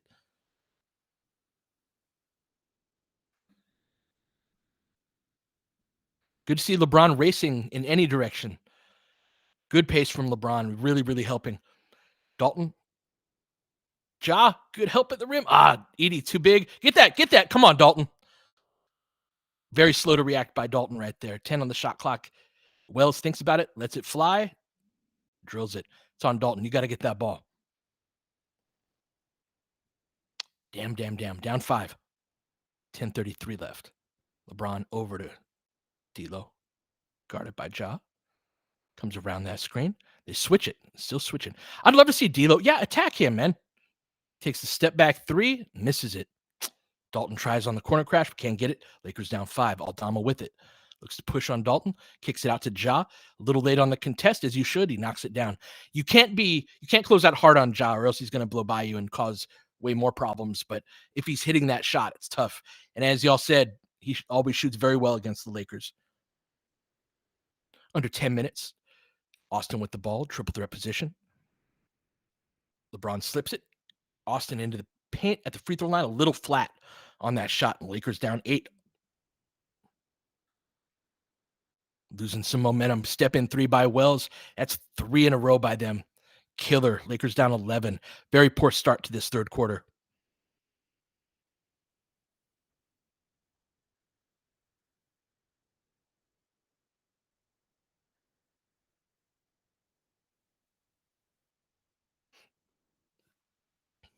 Buzz, I think that's absolutely the case that, you know, the Lakers have been a family run business and it's been successful. The one thing I would say, though, if you delineate the ownership of Dr. Jerry Buss with what's happened since he passed away, I think the definition of success really drops off.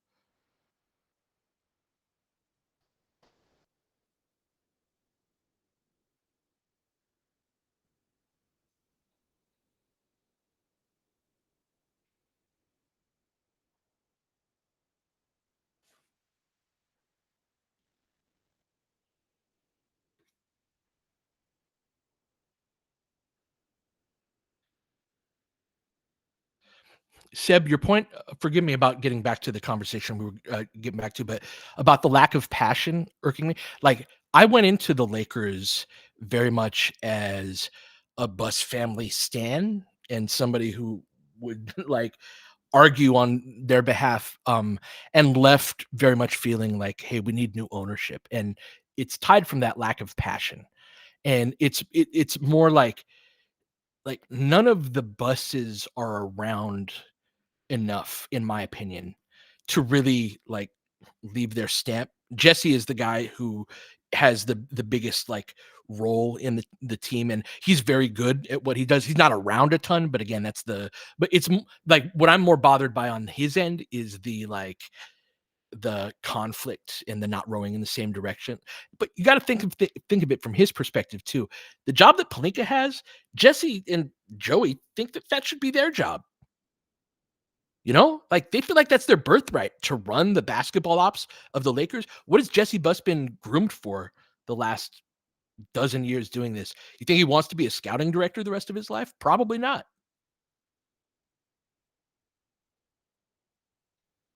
But what happens is when you've got people pursuing their own agendas and their own like you become in conflict with somebody that you're actually supposed to be working with. I think he would too, Tony, because Jesse, I think, knows more about basketball than Rob does.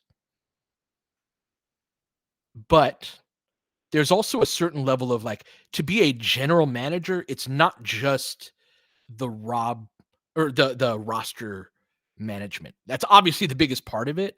But yeah, it's not just like 2K. There's a certain amount of like we have to trust. And again, the talking to the media and all of that is if Lakers get a bucket. We get a 3 out of that. I didn't see how they cut late there. So sorry about that. All right. Jaw with the ball, looking to attack. We'll get back more into it next commercial. Wave floater over the top. Jackson has some surprising rim protection tonight. Some good plays by him. Passes over to Dalton, drives, kicks. See, that's the type of ball movement I'm looking for. Swing, swing, bucket. Yes, work the sequence. Drive, kick, swing, swing. Let's go. Lakers down 5. 8:55 left. Oh, good contest by Jackson, but a nice shot by Ja. Lakers down 7, 8:46 left. D'Lo up the left sideline. Hesitation move, drive, dribbles, kicks over to Jackson. Going to look to swing it to the next spot. LeBron feeling good. Lets it fly. Can't get it to go. Lakers can't come up with it well. Is over to Ja in the open space. Going to pull up, shoot that 3, and hit it. If Ja's hitting those, the Lakers are in trouble. Back down to 10.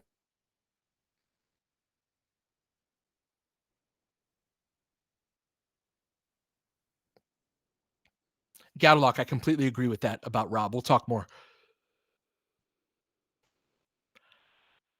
Dalton comes off of the screen, gets hit on the side. No call. Wanted the whistle there. I'd love to see him curl that instead of taking that 3. Oh, nice pass by Ja, but Edie wasn't ready for it. Track down the rebound. Dalton over to LeBron.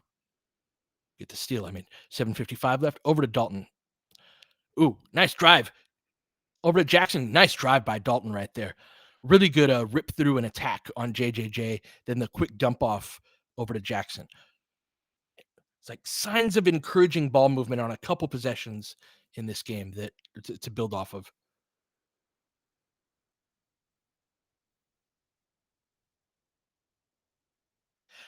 Yeah, good point. Got to lock about. That's a hard pass to catch going that fast in close quarters.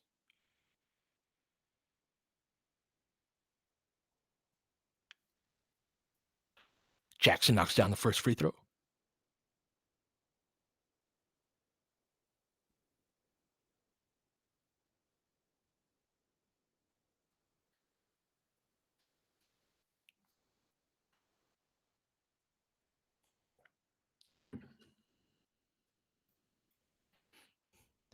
Jackson up to 8 points and 7 boards on the night, makes both his free throws.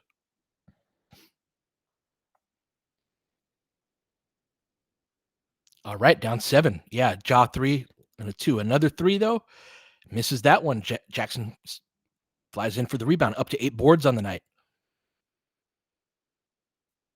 All right, drive, kick, D'Lo, shot fake, sidestep, 3, bucket.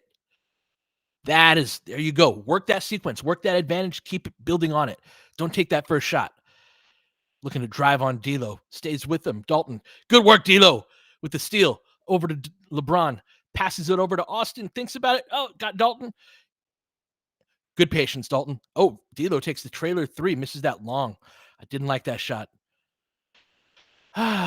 Just keep doing the work the sequence.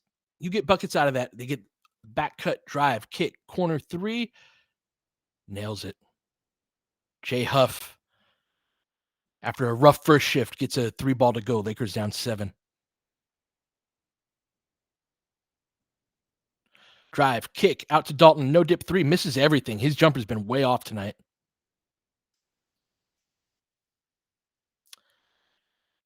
Heffy, welcome. Glad I can help you follow the game along. That's what this is intended to be, is as an audio product. Is we got kick out over to nobody. What in the world was that?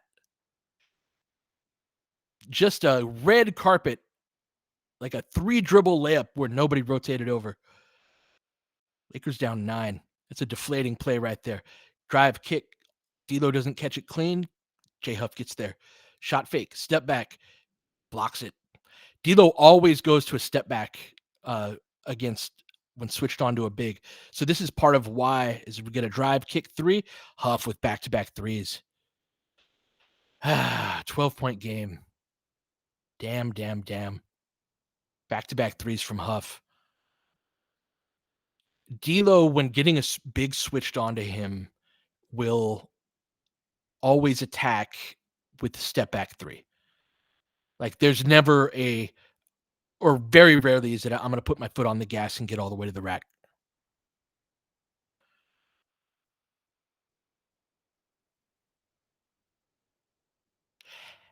Adam, I'm sorry, I don't have control of putting the live score on the screen. I wish I did. That's not something I do on my end.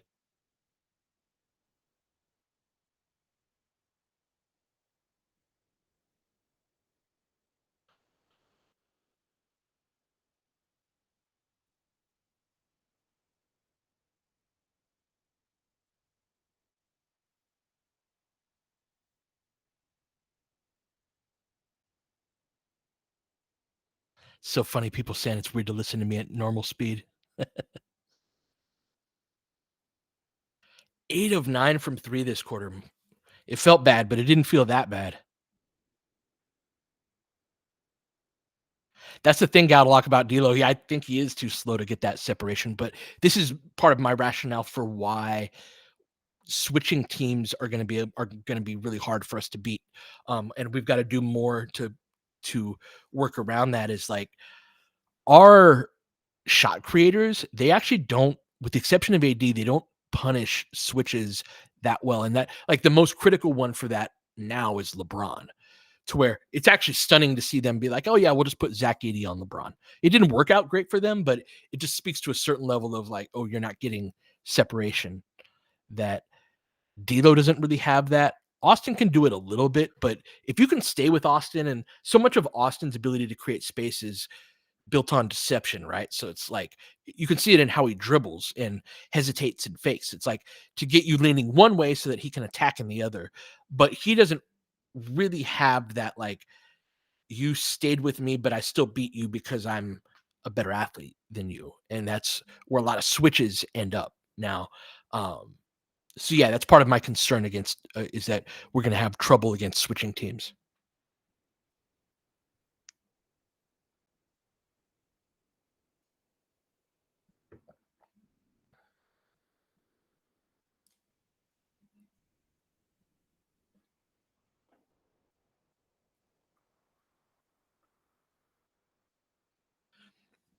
Tony, great question about doing like a 3-for-1 type of trade. I think that those type of trades would have to be, so we get a technical, LeBron shooting a technical, rattles it in. If a team has 15 spots full, then you would have to include a third team, which I think for the cams, like basically the, the vet min guys that got a player option, that if you had to do a trade like that, I think that, yeah, you'd have to move those guys to a third team and then trade a second round pick alongside them for the honor. As we get a nice pass from LeBron into the paint, nice help from behind by Ja, though. 11-point game, 5:41 on the clock. Got Gabe into the game. Got Gabe, Austin, Cam. This is Lakers' defensive group, more so at least. LeBron, Jackson. Gabe with the ball, 5 seconds left. Dancing with it on Aldama, takes a step back jumper and knocks it down. Wow. I'll take it. All right. Jackson switched out onto the perimeter. Pippen with it. Guarded by Austin. 12 on the shot clock. Gives the ball to Ja, being chased by Cam. Kicks it out. Corner three. Man, another one. Huff just lighting the Lakers up. Shot fake and drive. Kick by Gabe. Just keep it going. You got to attack that. Tough three by LeBron. So Austin's got to like shot fake and attack on that. Even if he doesn't get the shot, the look, you've got to keep the sequence going. That's a record scratch. All right, Lakers down 12. Key minutes right here as Pippen attacks the closeout. No dip three from the corner by Aldama. Wow. Jay Huff, absolute domination. 11-point shift in the last couple minutes. Reverse putback. So get a foul. Gabe going to the line.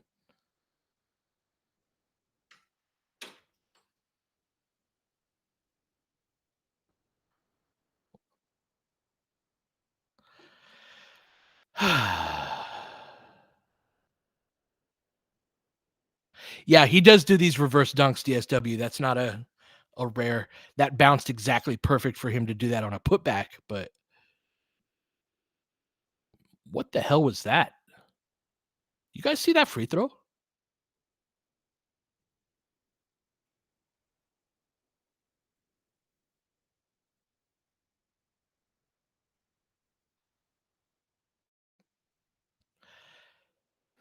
It was like long and wide right. It just, there's certain shots that, like, I don't know, NBA guards should not. Yes, JHS was who I thought of, where it's like, wait a second, you're an NBA guard missing like that. Yeah, Alex, it is slipping away right now. 13-point game is the Huff takeover. Got the Lakers on their heels. 7 on the shot clock. Good defense so far. Driving, kicking. Scottie Pippen Jr. over the top of Gabe and gets it to go. 15-point game. 4 minutes left. Cam at the top of the key. Or I'm sorry, Koloko at the top of the key. Ball gets poked away from Gabe. It does seem like they're trying to get him the ball a little bit more. Oh, Ja. Thought he got fouled. No call. Austin comes out of the backcourt with it. Pulling up, takes this three. Nobody picks him up, knocks it down. Smart shot.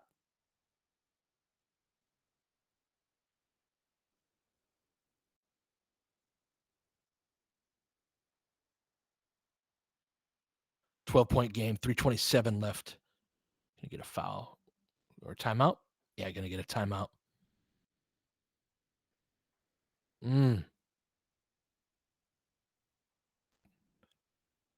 What did Ja hurt?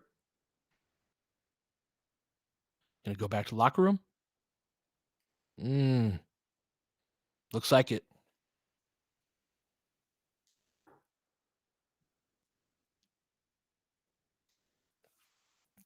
So, Anthony, in the context of, so like the decision to ditch Huff and go with Castleton, the Lakers have actually identified some guys on the South Bay end. That's Joey Buss's domain. And so Joey, Nick Mazzella is the GM there. South Bay hasn't been great the last few years either, but there's also a, you know how the Lakers were talking so much about development and that why that was so important. Part of that is Lakers have identified guys, but not really cultivated them.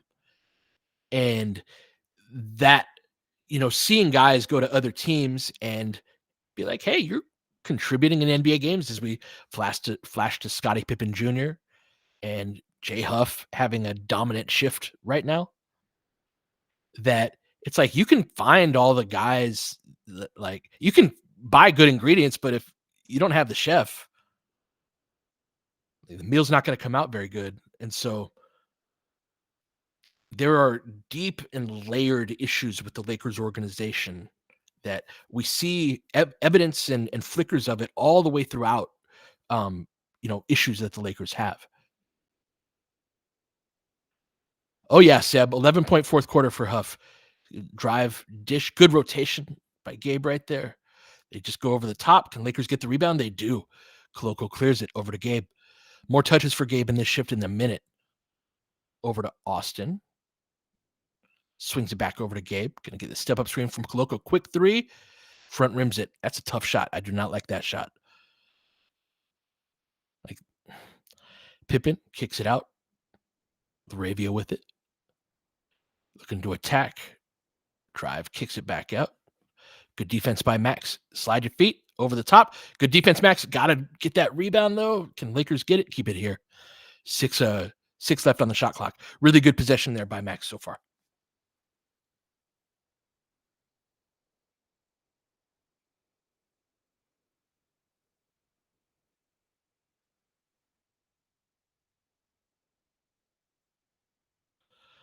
All right, Lakers somehow get the ball. Down 12, 2:28 left. Austin over to Cam.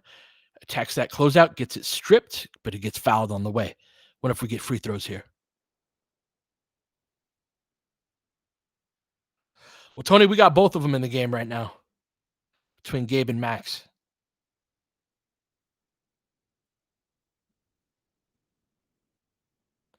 Why does Cam hop around while defending? This is depending on who you talk to, there's some people who believe in the hopping around. I believe in it to a point. Um, I think it helps him stay attached, and basically, it's for change of direction reasons. Um, yeah, Kuz, great call on Kuz hopping around too much. It can be helpful when used correctly. But if you do that all the time, you'll get out of position, and you see that happen to Cam too. But yeah, that's a good eye there. Good closeout by Max. Chases Kennard off the 3-point line. Good lock and trail. Help by Max. Get back out there. He does. Good recovery. Great defense, Max. Great defensive possession. Got to clear the rebound. Lakers come away with it. We'll take it. George, I understand team slide your feet too.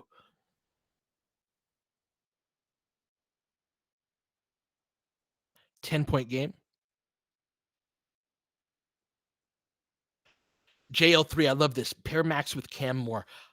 I admit in a video, I was talking about this earlier. If Max is the second best wing defender or like perimeter defender, that's the ideal role for him defensively. And so Cam in that role, Vando in that place, that I think is a really ideal spot defensively for Max. And I think we're seeing that in this shift where Gabe is too short to take Max's responsibilities away from him defensively. Gonna get the inbound passes. LeBron's back in the game. Lakers down 10. 150 left. Gabe looking to attack. Most active offensive shift. Flailing. Nobody hitting the rim. Shot clock did not reset. Shot fake. Max drive. Floater. Misses short. Put back. Misses short.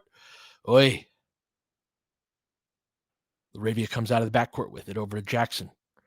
Looking to attack. Koloko cuts him off. Oh, no. Kind of lost his footing and lost Koloko. 12-point game. LeBron with it. Step out on the hedge on the ghost screen. Ball reversal to Cam. Shot fake. Good. Pulls it back. Cam has not done like a what the hell are you doing offensive play these last couple of games. I love it. Gabe with it. Let's go, Cam. Let's go, Cam. Cam saves a rotten offensive possession by Gabe right there. Oh, was that Cam defending him? That's my bad. Thank you. Damn, drive and kick three. Another three. Laravia this time. 13-point game. Oh, nice pass. LeBron with a dime. Baseline cut by Cam. Another bucket.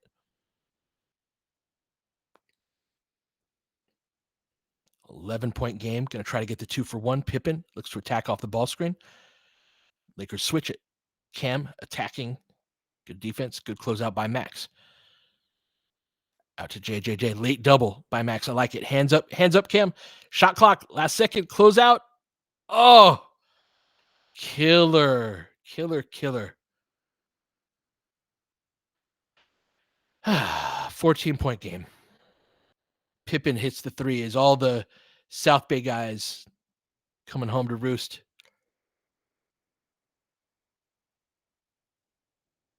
LeBron against Jackson. Over to Gabe with the three. In and out. Going to end the third quarter. Yo.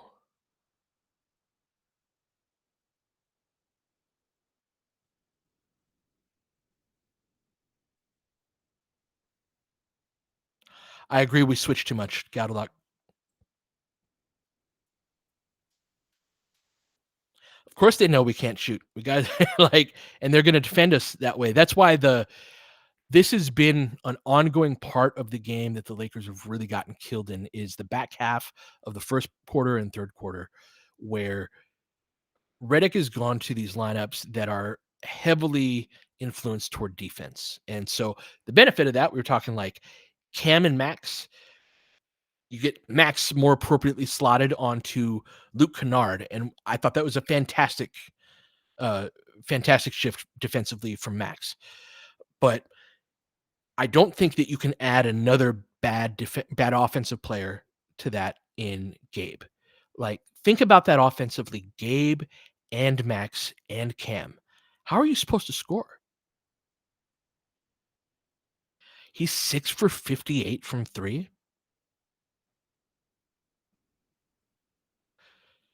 Like, he wasn't a shooter with Miami, but he was a 30 to 33% guy.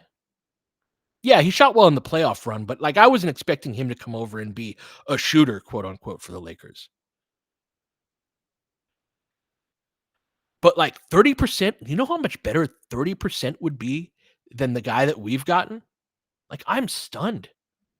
Your 3-point percentage should never start with a 1.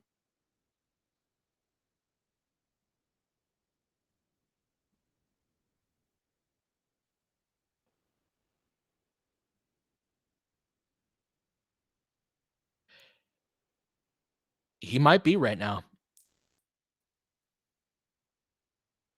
Hey, I'd love to see Quincy get some run in that spot.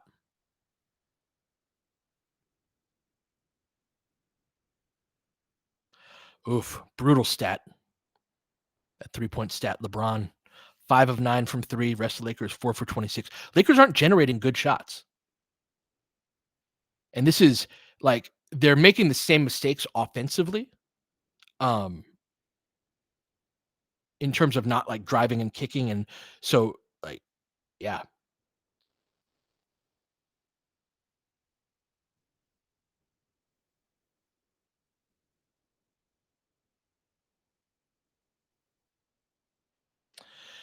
Bruno's dad, yeah, with Gabe, man, I like the the thing I could say with the difference between how we play and how Miami plays is they are a team that works the sequence, right? As we backing down and going over the top of LeBron.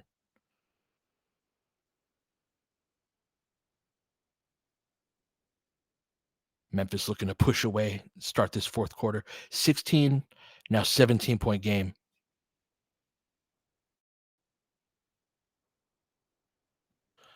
All right. Skip pass, handoff over to Dalton, gets his feet under him, has been off all night. Cannot hit a jumper. Max fights for it, but can't come up with it. 17-point game, 11:30 left.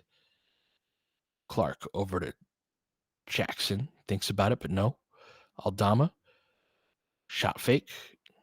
See, there's all these points where a player could take a shot, but like just keep moving.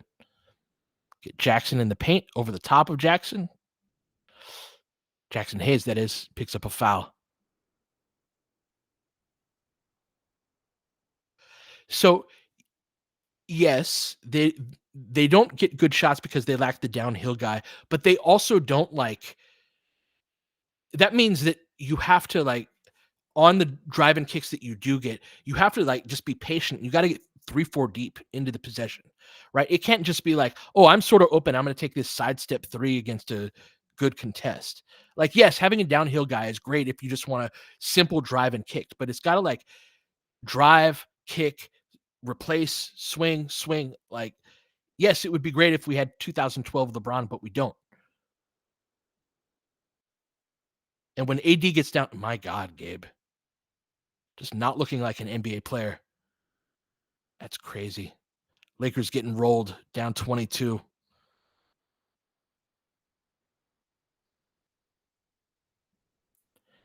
Lakers offense is very basic in the different sets that they run as LeBron gets to the rack and gets to the line. Gabe is in his head, Tony, but But the Lakers, yeah, like Miami is more of an around the perimeter. All of their players in Miami, the way they run their offense, they get a ton of guys that can shoot off of side steps and like the type of shots where I'm like, that's not really Austin's shot off of lateral movement. A lot of Miami's guys are like that, and so it's more of a like cutting and flying around the perimeter. But again, yeah, Gabe is super in his head and shook. And so like our style of offense is way more downhill. And if you're playing off of the ball, it's a lot more standing around. Yeah, a lot of Bam handoffs, which we do too, but it's not nearly as much. Yeah, they run more flares. They're just running a lot more. We don't play the same style of offense that they do.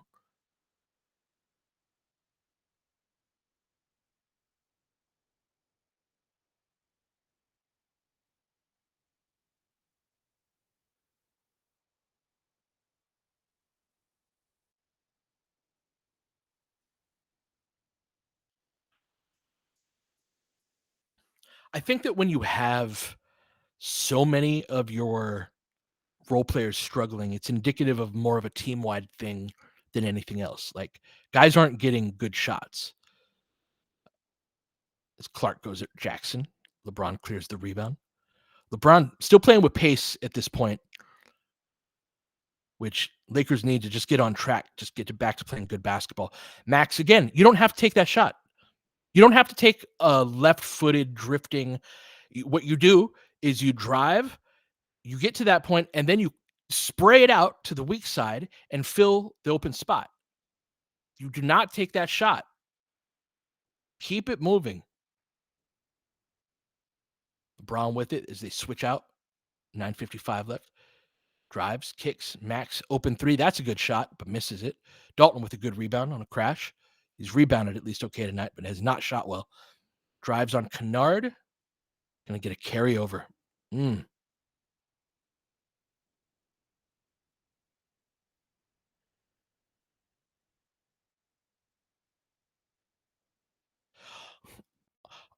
Grimm, he jump stopped on a pull up midi that he missed in the first half, but it was a good play. On that one, he did not.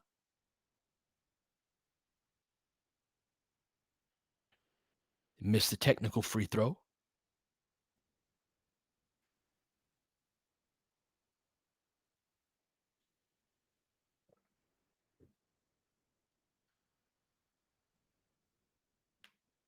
George, exactly. You caved the defense. You did your job. Make the pass out. And then, Phil, you might get a three in the weak side corner if you just keep going. You do not have to take the first shot. JJJ backs down LeBron, goes over the top, but front rims it. 9:30 left. LeBron out of the backcourt. Unfortunate. LeBron's actually been pretty good tonight, and Lakers, as he gets a layup on a drive. Good to see him at least getting a rhythm here. I think up to 32.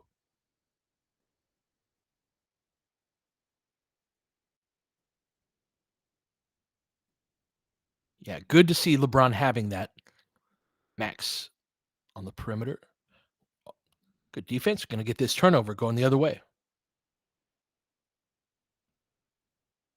Oh, they said it was deflected. All right, I guess keep it here.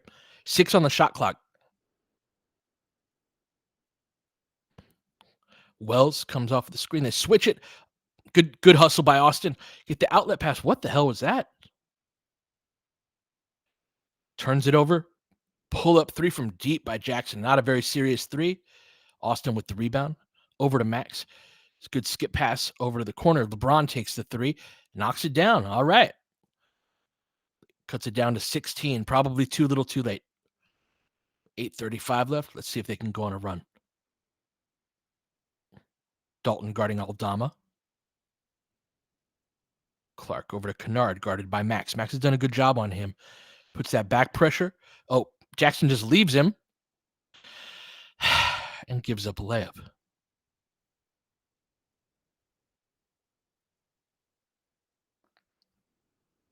LeBron yo-yoing it over to Austin. Hasn't hit threes tonight and didn't there either.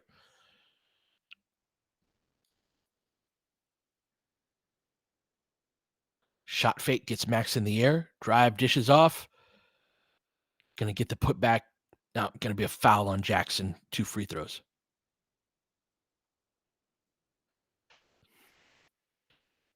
Give me some Koloko and Quincy. Is Oliveri here? I don't know if Oliveri's at the game. I know Traore isn't active for this one. I wanted him to be, but he's not there.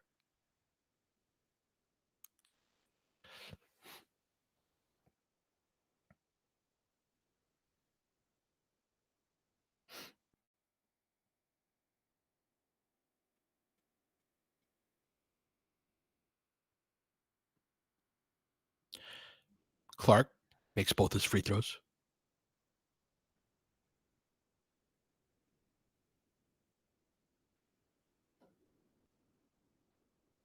Right. Lakers, a lot of horn sets. Austin flares off of that. They switch that over to LeBron. Takes a three. Back rim. Kennard collects the rebound. Lakers down 20. Game fading away. Yeah, and they very much got that, like, we don't want to be here type of transition defense. Aldama takes the free points.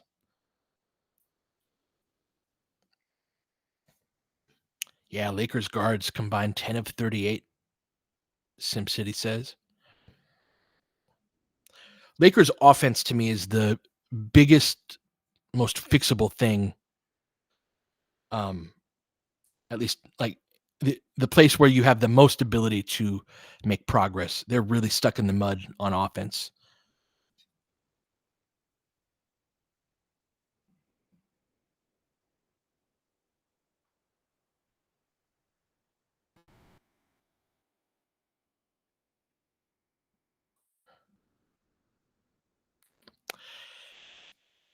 Question from Adrian Broner's dad on YouTube. What made me want to do play-by-play games this season? Not working for the team. So not doing the team. I used to do this back in the day. And it's just like my life's in an interesting place in that, like, my parents are getting older and they need somebody to take care of them. My dad's in a better spot than my mom's at.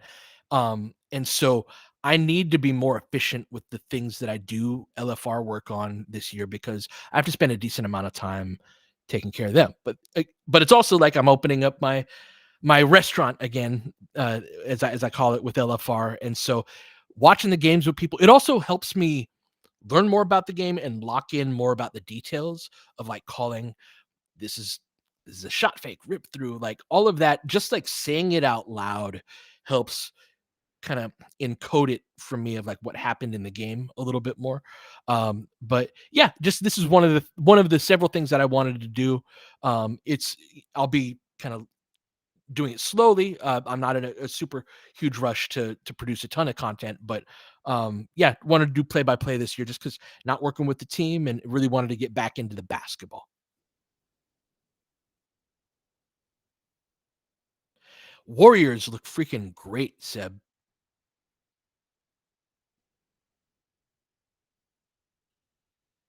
I got to get some new merch done, DSW. It was something that I had in the past, and it was very, like, it wasn't super super nice, but um, yeah, I'll get that back.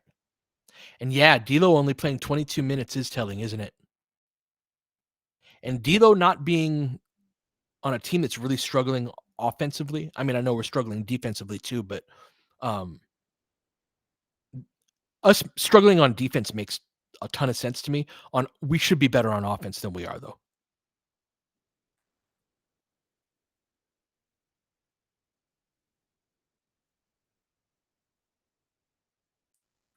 All right, back to it with Lakers down 22.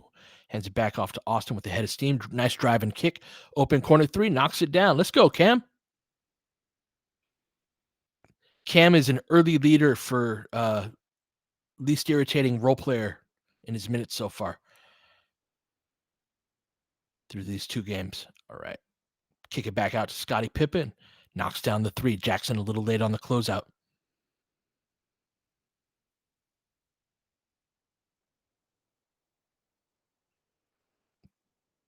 All right. Good shot by Austin tackles Scottie Pippen Jr. on the roll.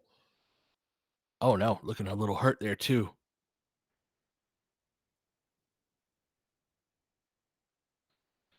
Lakers already really, really shorthanded in that front court.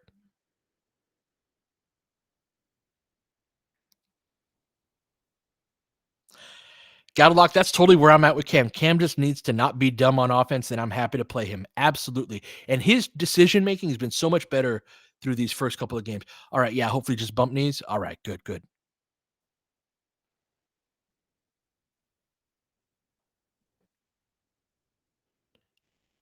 Oh, Pippen with the head of steam. Make that low man rotation, kicks it out to the corner. Ooh, misses everything. LeBron with the ball. Lakers down 22. Drive kick over to Austin. Can he find it? And he does. Finally hit one of them threes.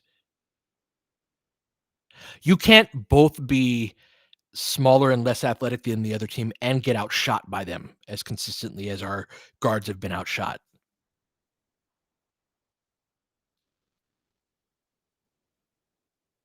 Gonna get a foul there.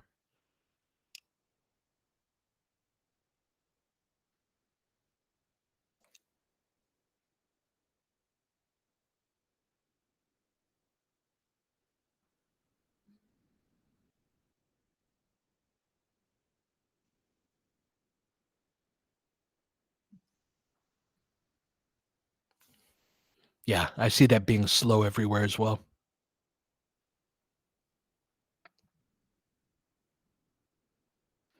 I've been I had started working on like a bad transition video, uh, defense video after the Cleveland game, and then just like how Detroit really hurt us athletically. I think I'm gonna do a video on just the whole road trip, how it sort of exposed the Lakers' lack of athleticism.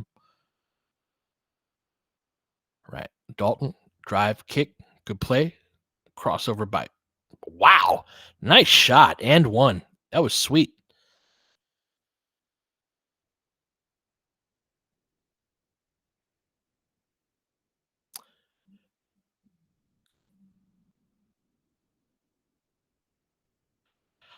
I miss guys that can hit shots like that, and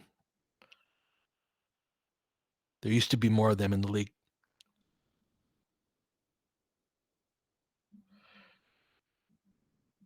Tony, Austin's three-point shooting to me isn't yeah, it's concerning, but it's also like expected. Austin's good because he can do that play that he just did right there and can hit some threes. If you're trying to be like, all right, Austin, you're going to be our point guard, but we're also going to run this off ball, like shooter type of action for you, it's too ambitious. All right. Drives right at Dalton's chest. They slow down, get the and one. Dalton's got to do his work early there. Got hit in the face there, too, I think.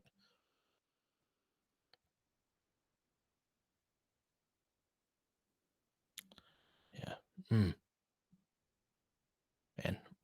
Laravia is good.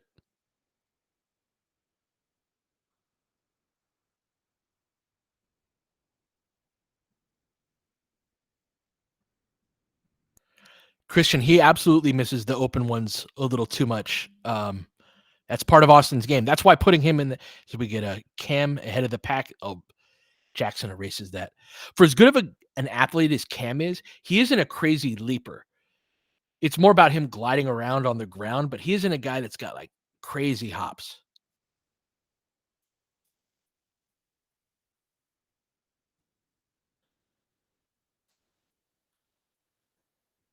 Yeah, Dalton hasn't been good. Really, the only role player that's been good has been Cam. It's been more defense than anything, and just don't do dumb stuff on offense.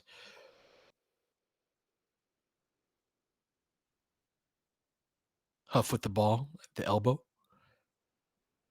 out to Jackson, looking to be physical with LeBron. Very physical scorer. Fades away with the right hand, poked away. Cam comes up with it. Nice job. Middle to LeBron with the head of steam, lays it up. Oh, nice, nice layup. Lakers down 17. Was that a dunk? Nice. All right, Lakers poke it away. Back to LeBron. Spin right into the chest of Pippen. That was a good defensive play. That was the wrong move right there. He actually dunked that? Laravia, nice Euro, drive, kick, open three. Money. Yeah, that's the like type of drive and kick style that the Lakers need to cultivate.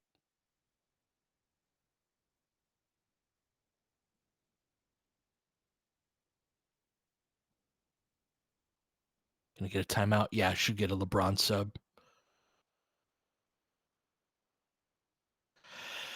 I hate injuries. Lakers have real issues for sure, but there aren't a lot of teams that are built to survive 4 front court injuries.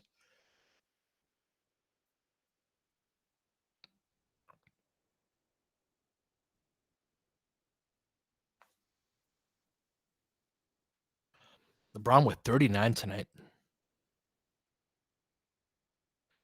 Minus 21 though, but 15 of 24 from the field, 6 of 11 from 3.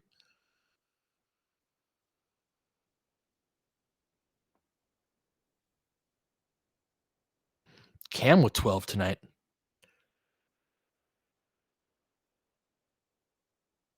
Gabe, man, just brutal. Max another 0 for 5. It's funny, Max's minutes felt better because they weren't like an absolute disaster on both ends, but even then, like the 0 for 5. Just what are Max and Gabe shooting combined this year? Mr. Blue, I do not blame you for bailing early. Take care.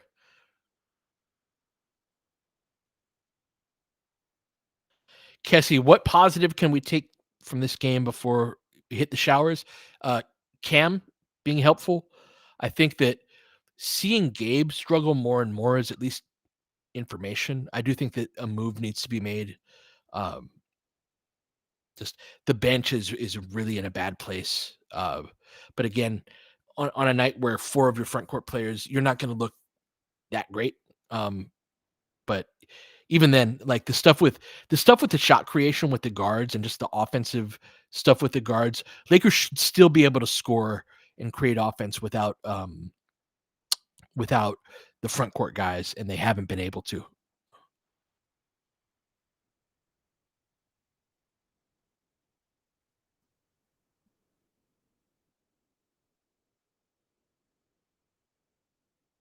Appreciate y'all joining me on these rough nights. There'll be better ones, but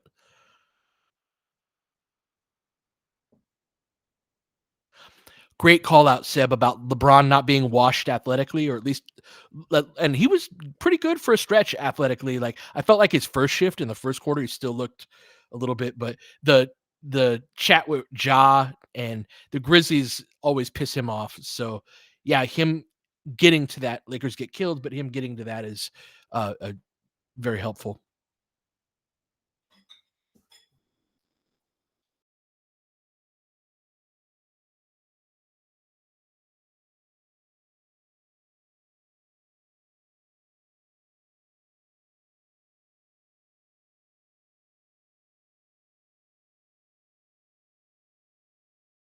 All right, we're back at it. Last 4:30, Lakers down 20. Get a drive and kick there out to Cam. Gabe swings it over to Max for 3, knocks it down. Memphis are totally front runners. That's why they piss me off. All right. Yeah, we got Bronny in the game. Gabe, Cam, Koloko, and Max. All right. That drive, spin by kick out to Huff to attack that closeout. See, this is working the sequence. See how they just like they didn't automatically just take the shot. They pass it, you drive, you kick. These are players that we had. Like we have issues with the way that we play basketball. Drive and kick, Gabe for 3. Hits it. Good to see. Even just like being able to get a rhythm in garbage time right now.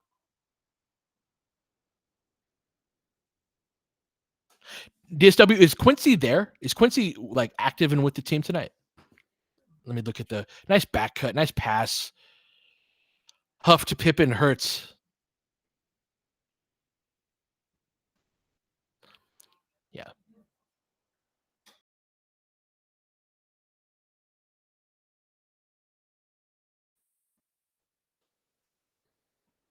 Yeah, Bronny got back cut on that.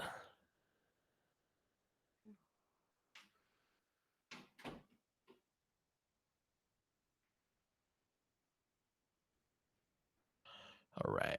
Koloko hands it off. Bronny thinks about it, pulls it back, takes it, misses wide right. Ugly shot. Pippen with the rebound. Coming out of the backcourt, 18-point game, 3 minutes left. Playing out the string in garbage time here. Jackson. Gonna look to take Cam into the post. Dribbles it back out, skips it. 5 left on the shot clock. Wells looks to drive on Gabe. Takes the step back 3, knocks it down. Gabe too short to contest. Henny, I could stick around, take some questions for sure. Cam with a pass. Little floater in the paint by Max. 2:20 left.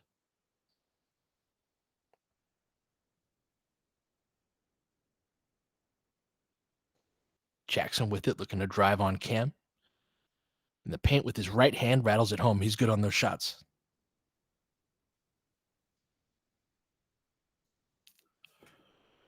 Max with it. Lefty pass over to Cam, steps into the 3, drills it.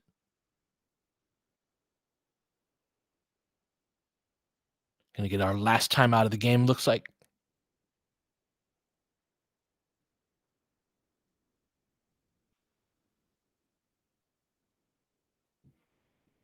Yeah, Cam up to 15 tonight.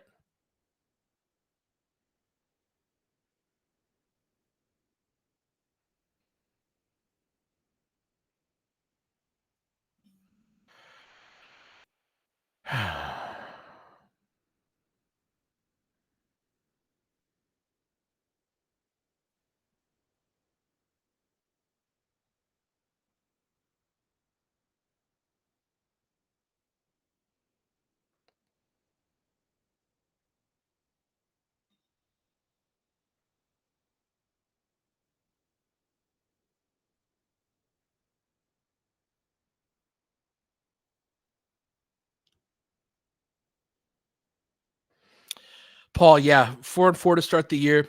Kind of a bummer after the 3-0 start. To limp through a 1-4 road trip that I thought really exposed some weaknesses. Obviously, this game is very much an injury game, but Cam has been a bright spot for sure. One of the few on this road trip. But yeah, the bench continues to be just really brutal.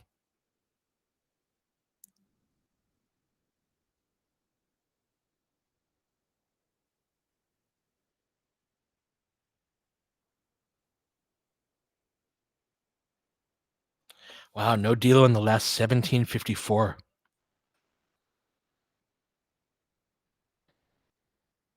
All right, Bronny chasing around. Is that you, Kawamura? Yeah. Oh, good take, Max. Gets the and one. I know these are not points that as they attack Colin Castleton for the bucket. Seen that before.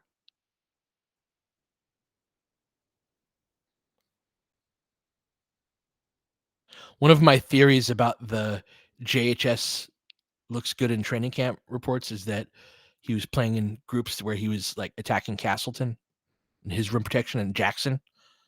So it's like, man, look at him killing it at the rim. They get the easy bucket over the top.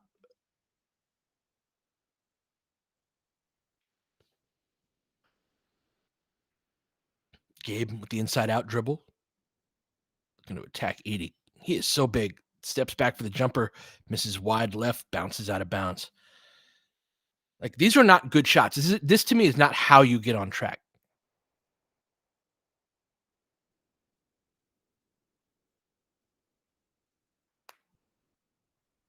Get the foot on the gas. All right, Bronny comes away with it. Usually forces at least 1 or 2 of those when it gets a shift. Wild layup, falls down. Helped back up. Attacked Collins' chest.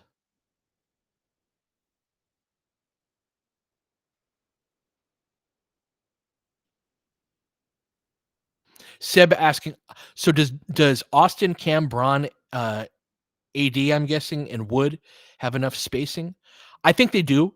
I think they do. It's not ideal, but I think that you get to a lineup style that I think is super important on this Lakers team, and having a tall two with Cam at the two spot right there. It's a big group, but one of two big lineup, but one of them can shoot.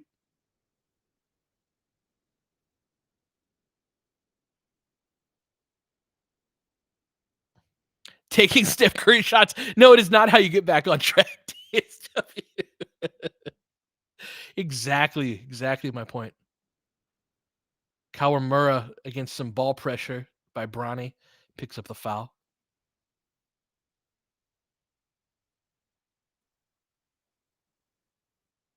Yep, with you there on that, Seb.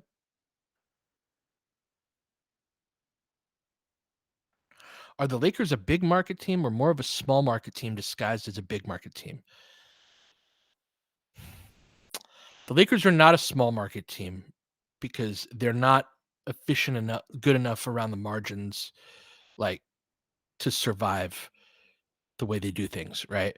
Um, but they're like the dude who pays 800 a month on a car that you shouldn't be able to afford.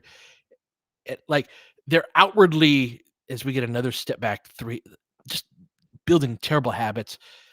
Grizzlies are going to hatch it. I am going to hang out. We'll talk a little what's wrong with the Lakers. I've obviously at halftime felt like bitching about Lakers things, and I kind of still do. Um, yes, Kawamura next to Edie is a sight. Uh, yeah, if the Lakers were a small market team, they'd just be Detroit. That's pretty much it. Yeah.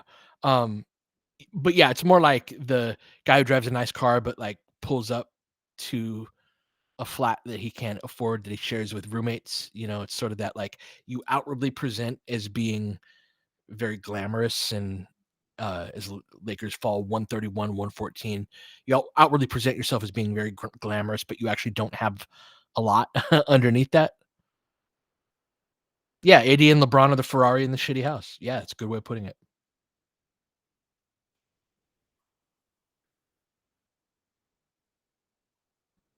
Cassie asking, how do I like JJ so far? I like JJ so far. I think that there needs to be some next steps coming out of this road trip. It's difficult to make from a coaching perspective. Like, say you see something in this first 8 games that you want to change. It's difficult to do that mid road trip. And so I wonder if we do see some rotational changes.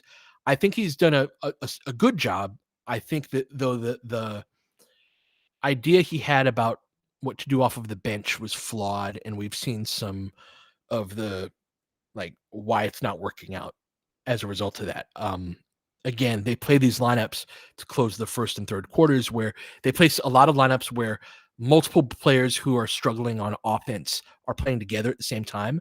And you sort of make everyone's problem worse when that's happening. So again, Max and Gabe playing together, they make each other's lives harder. And um, yeah, so there's a certain amount of like I like JJ in a similar way that I like Dalton, in that he's a talented first round pick.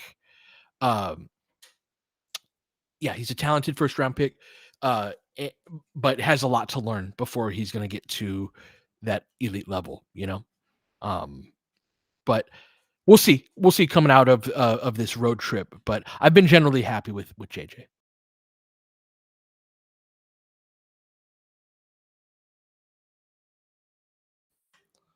All right, so yeah, gonna hang out here for I don't know 10, 15 minutes at least to if y'all have any questions or things. Let's see. I am so freaking hungry.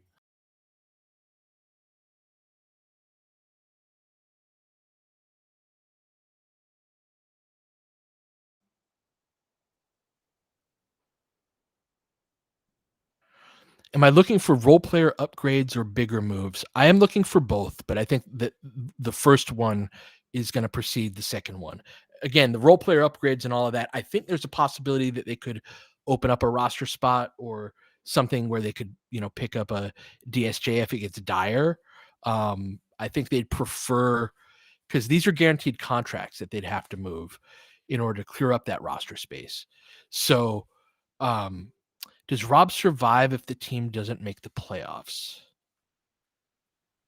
I think it depends on the specifics of how that goes. I do think that Rob surviving in general is the likelier outcome, in part because like Rob is part of the problem, but getting rid of Rob is not going to like fix the problem that the Lakers have.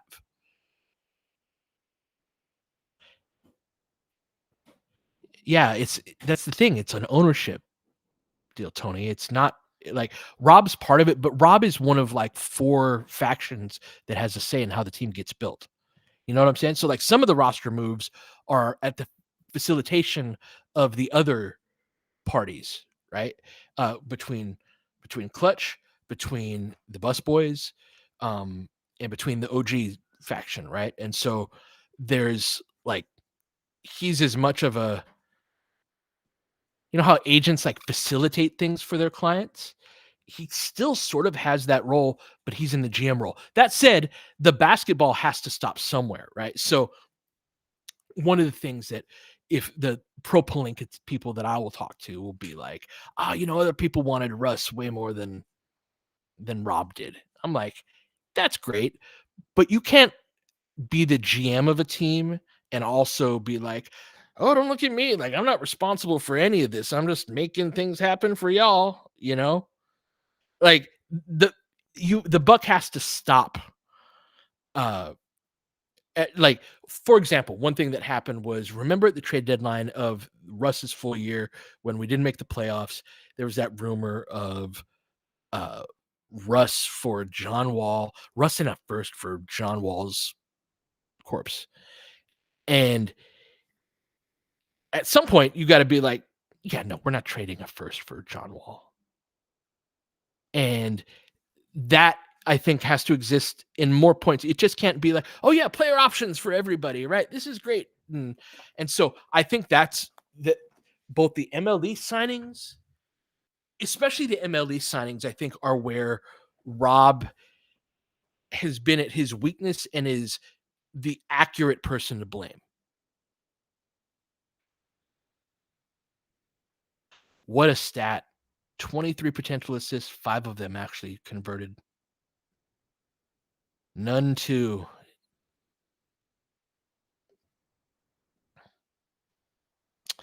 Tony, who is the main driver behind the Westbrook trade? It's funny. It depends on who you ask. It's one of those things. Again, with the Lakers being factional, when things go wrong, they're like, it wasn't really me. I didn't really have it. So it is a combination of Rob and LeBron are the and those are the two main parties within that like LeBron wanted ball handling help. Depending on who you ask, Russ was his preference. Again, this is one of those things where people try to distance themselves. Um, and so that was there were a couple of different options, and the way it broke down was that they thought Russ was it's the wrong decision, right? But that alleviating LeBron's ball handling ability to that degree, it's like, oh, we need a ball handler to help LeBron. This is a guy who's just coming off of all-star type of seasons.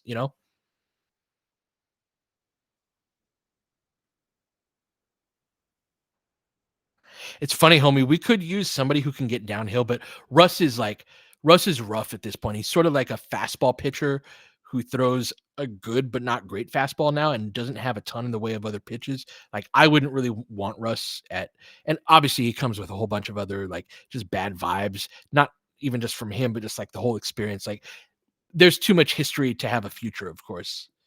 Uh,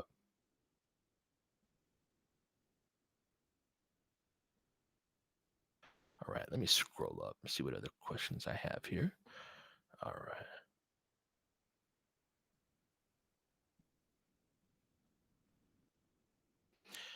Rommel asks, "Do you think any team would want Gabe and D'Lo in a consolidation trade?" I I think that the main reason teams would trade for Gabe or D'Lo is especially D'Lo is the expiring contract. It's way more about their contracts than it is about their games. Gabe, unfortunately, is not an expiring contract, so he actually might, with as bad as he's been, we might find it to be difficult to move him. Um,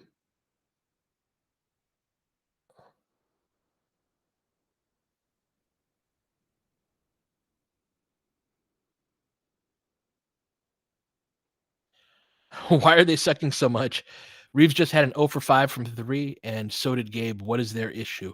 So I think it's a couple of things. I think with Austin, we're asking him to take too many shots that are above his skill set as a three-point shooter.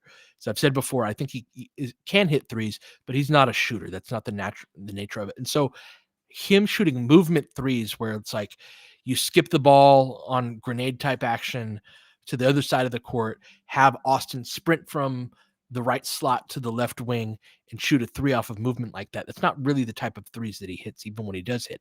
Also, he always has cold stretches. This is the nature of Austin as a shooter. Regardless of the role he's been in, there have been stretches where, like, oh, he's shooting the ball really well. And then stretches for a couple weeks, even where he can barely hit a three. And even when he's wide open, it's like barely grazing the front of the rim.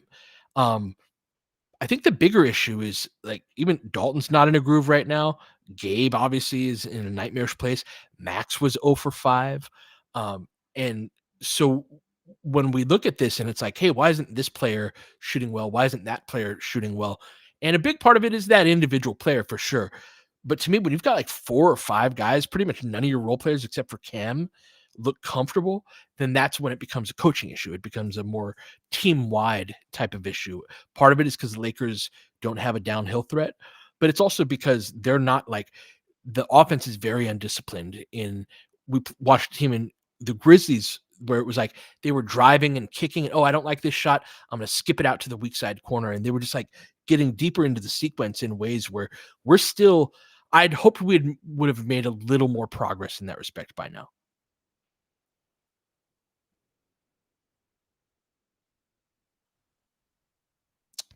Ted asks, "What's the biggest difference that I think JJ has made so far?" Um, Couple of things. I think just a level of day to day show up to work that was an important sort of culture shift. Now, it gave the Lakers a great injection. I think at first that this road trip I think has zapped some of the life out of that. Um, I think that the horn sets, and I think he's improved the Lakers' isolation touches. One of the reasons LeBron had a better night tonight, especially offensively, um, is they shifted a lot of his post touches from the left block. So like we were clearing out a whole side of the floor for LeBron and being like, "Hey, go to work." And we've done that for AD as well. AD has a little more to, and either way, both of those scenarios we haven't scored particularly well out of. But when LeBron or AD have gotten the ball in triple threat in the middle of the floor, they've scored a lot more effectively. And so LeBron started to really catch a groove, I thought, in that second quarter, in part because instead of like, hey, LeBron, you've got the ball on the left side, all 4 other players are going to be on the right side of the court, go to work and beat your man off the dribble. It was more those touches in the middle, I think, are a thing to build off of with this Lakers offense. Um, and see what else. I think that there's greater. It's the thing though. It's like there's not greater variation of the defense so much in that now we're just switching too much instead of just running drop coverage too much. We're switching too much, and there's value in both, right? Like there's time to run a good drop coverage. There's time to switch. I think that they are overly reliant on switches. So, and then I think that sort of naming the starting group early on and getting that out of the way is a place to build off of, especially with Vando out.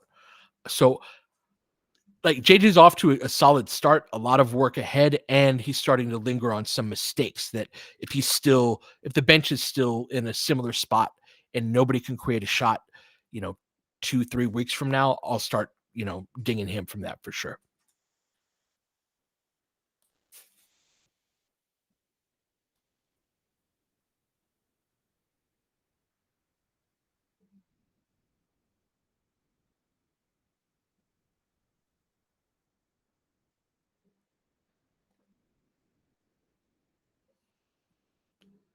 Let's see here.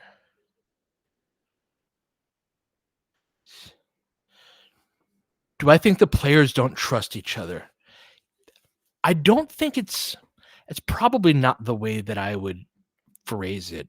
I think that the Lakers don't trust the offense quite yet. Um, yeah, I don't know if it's not trusting each other, and I think it depends on the player, right? So, for example, you've got D'Lo's role has been diminished, and I think that there's a lack of engagement. Even then, I wonder what happened that pissed off Redick with D'Lo that like he didn't shoot particularly well either, but I thought he was like I don't know. When I was looking at the guys who were not playing well tonight, D'Lo was not a hey, you got to send D'Lo to the bench. And there are some nights where it's like D'Lo can't play.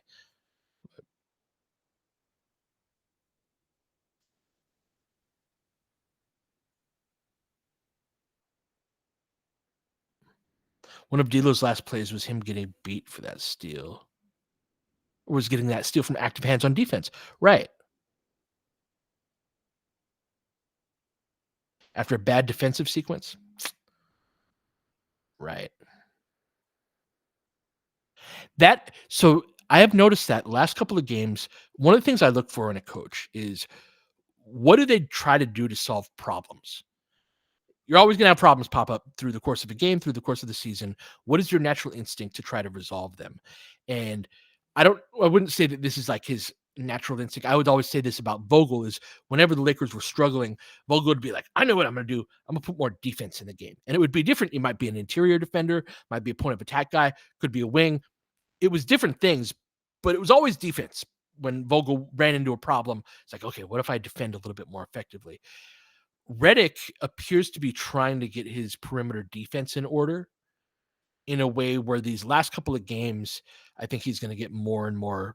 He's more and more irritated, and so that's part of why Gabe is playing, even though he's not scoring at all. Is that Gabe is at least reliable defensively, in ways that he doesn't make sort of these mistakes. I told you guys about that the game that Darius and I went to when we beat Sacramento at home, and AD had we just forced either a turnover or a bad shot with a good defensive possession, get out on the break. LeBron drop off to AD for a dunk. Lakers up 10 with like 3:15 left. The joints rocking it. It felt like a momentum play. Immediately, the outlet up court, D'Lo misses back responsibility. They get a bucket, like a layup in transition right away. And it was totally a momentum breaker. Lakers call timeout. And Redick, you didn't see this on TV, but Redick like walks all the way from his sideline to the opposite sideline, just fuming. He was so pissed off that D'Lo missed that back responsibility, and so he's not the first coach for D'Lo to really drive him crazy. But Lakers have offensive issues on this team that if Redick is trying to solve it through better defense, I get it, but like D'Lo is a necessary player on this team if you want to win games and you want to like actually score enough points to be able to win. Not going to happen on a night like this where Lakers give up a buck 31 and they're missing all these front court players, of course. But yeah, I don't know if marginalizing D'Lo is going to help the offense that's already struggling.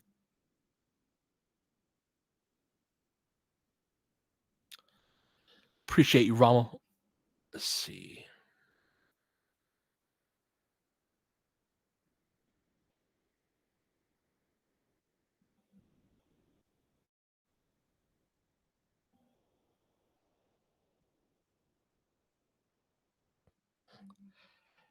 Bane is calling LeBron an old man post game. Bane didn't even play.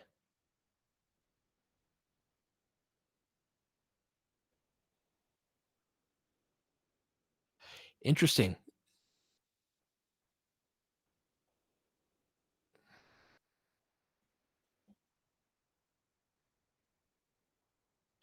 All right. Scrolling up for some any other questions, but let me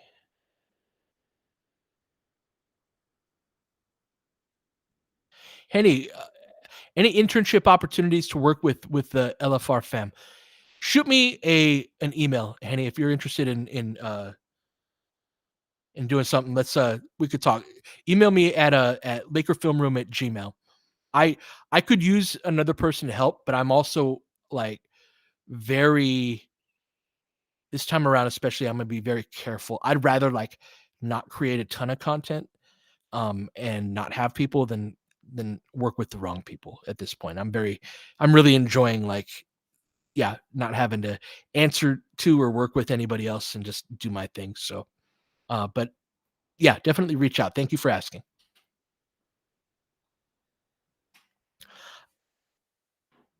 Would I trade Gabe for Robert Williams, even though hell yeah, I'd trade Gabe for Robert Williams.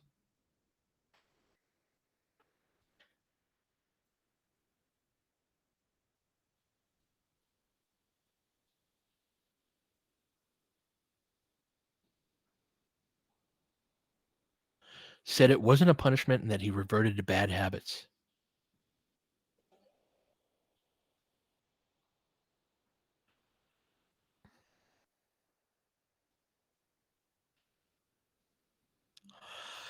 Well, Riddick saw more of Gabe Vincent out there, didn't he?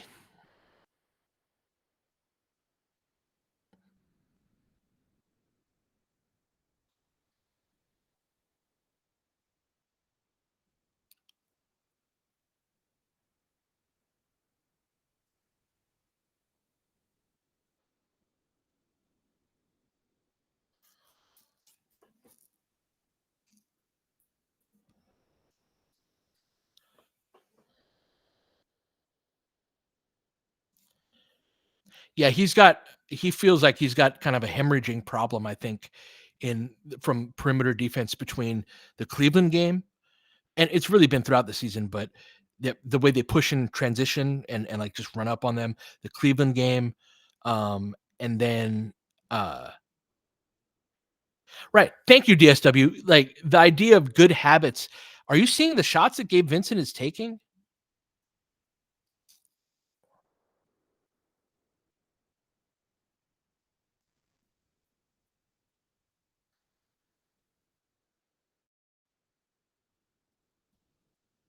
That's exactly it. The locked in on, hey, I need to clean up the perimeter defense. But this is part of the and also why I was so insistent on like the idea of experience from a coach and that being important is that these sorts of things happen very fast, even throughout the course of a season. Like our next game is in 2 days or whatever. And so how quickly can you make these adjustments? And there's this whack-a-mole nature to it where it's like, well, I want to address my perimeter defense. It's like, yes, but this guy cannot score that you're playing instead. Or now you've got three guys out there who can't score to where if one or two of them were out there and you put decent offense around them, you could have a decent balanced lineup. And if it's like Gabe is the one player on the court that doesn't really have things going for him offensively, that's fine. But when you've got two, three players that fit that description in the game at the same time, it has this compounding effect.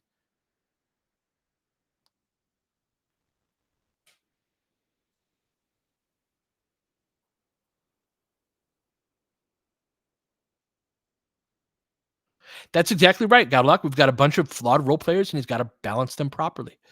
It's not the easy. Sure, we would love to have a great 1 through 7 where everyone is a well-rounded player. That's not the team that we have.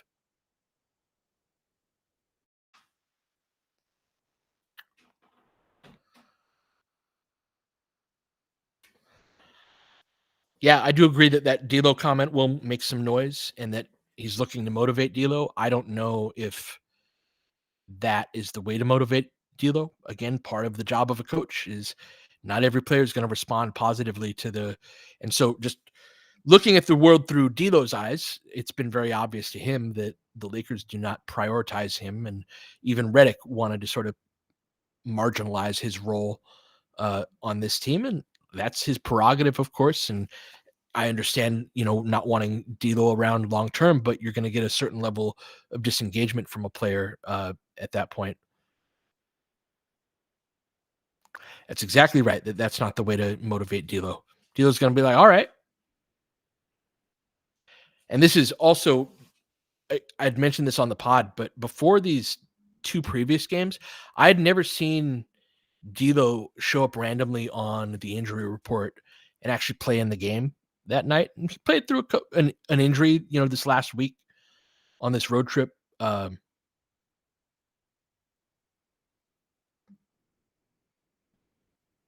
it's a good observation, DSW, about the one-legged land. Again, it's sort of a sign of a not entirely engaged player.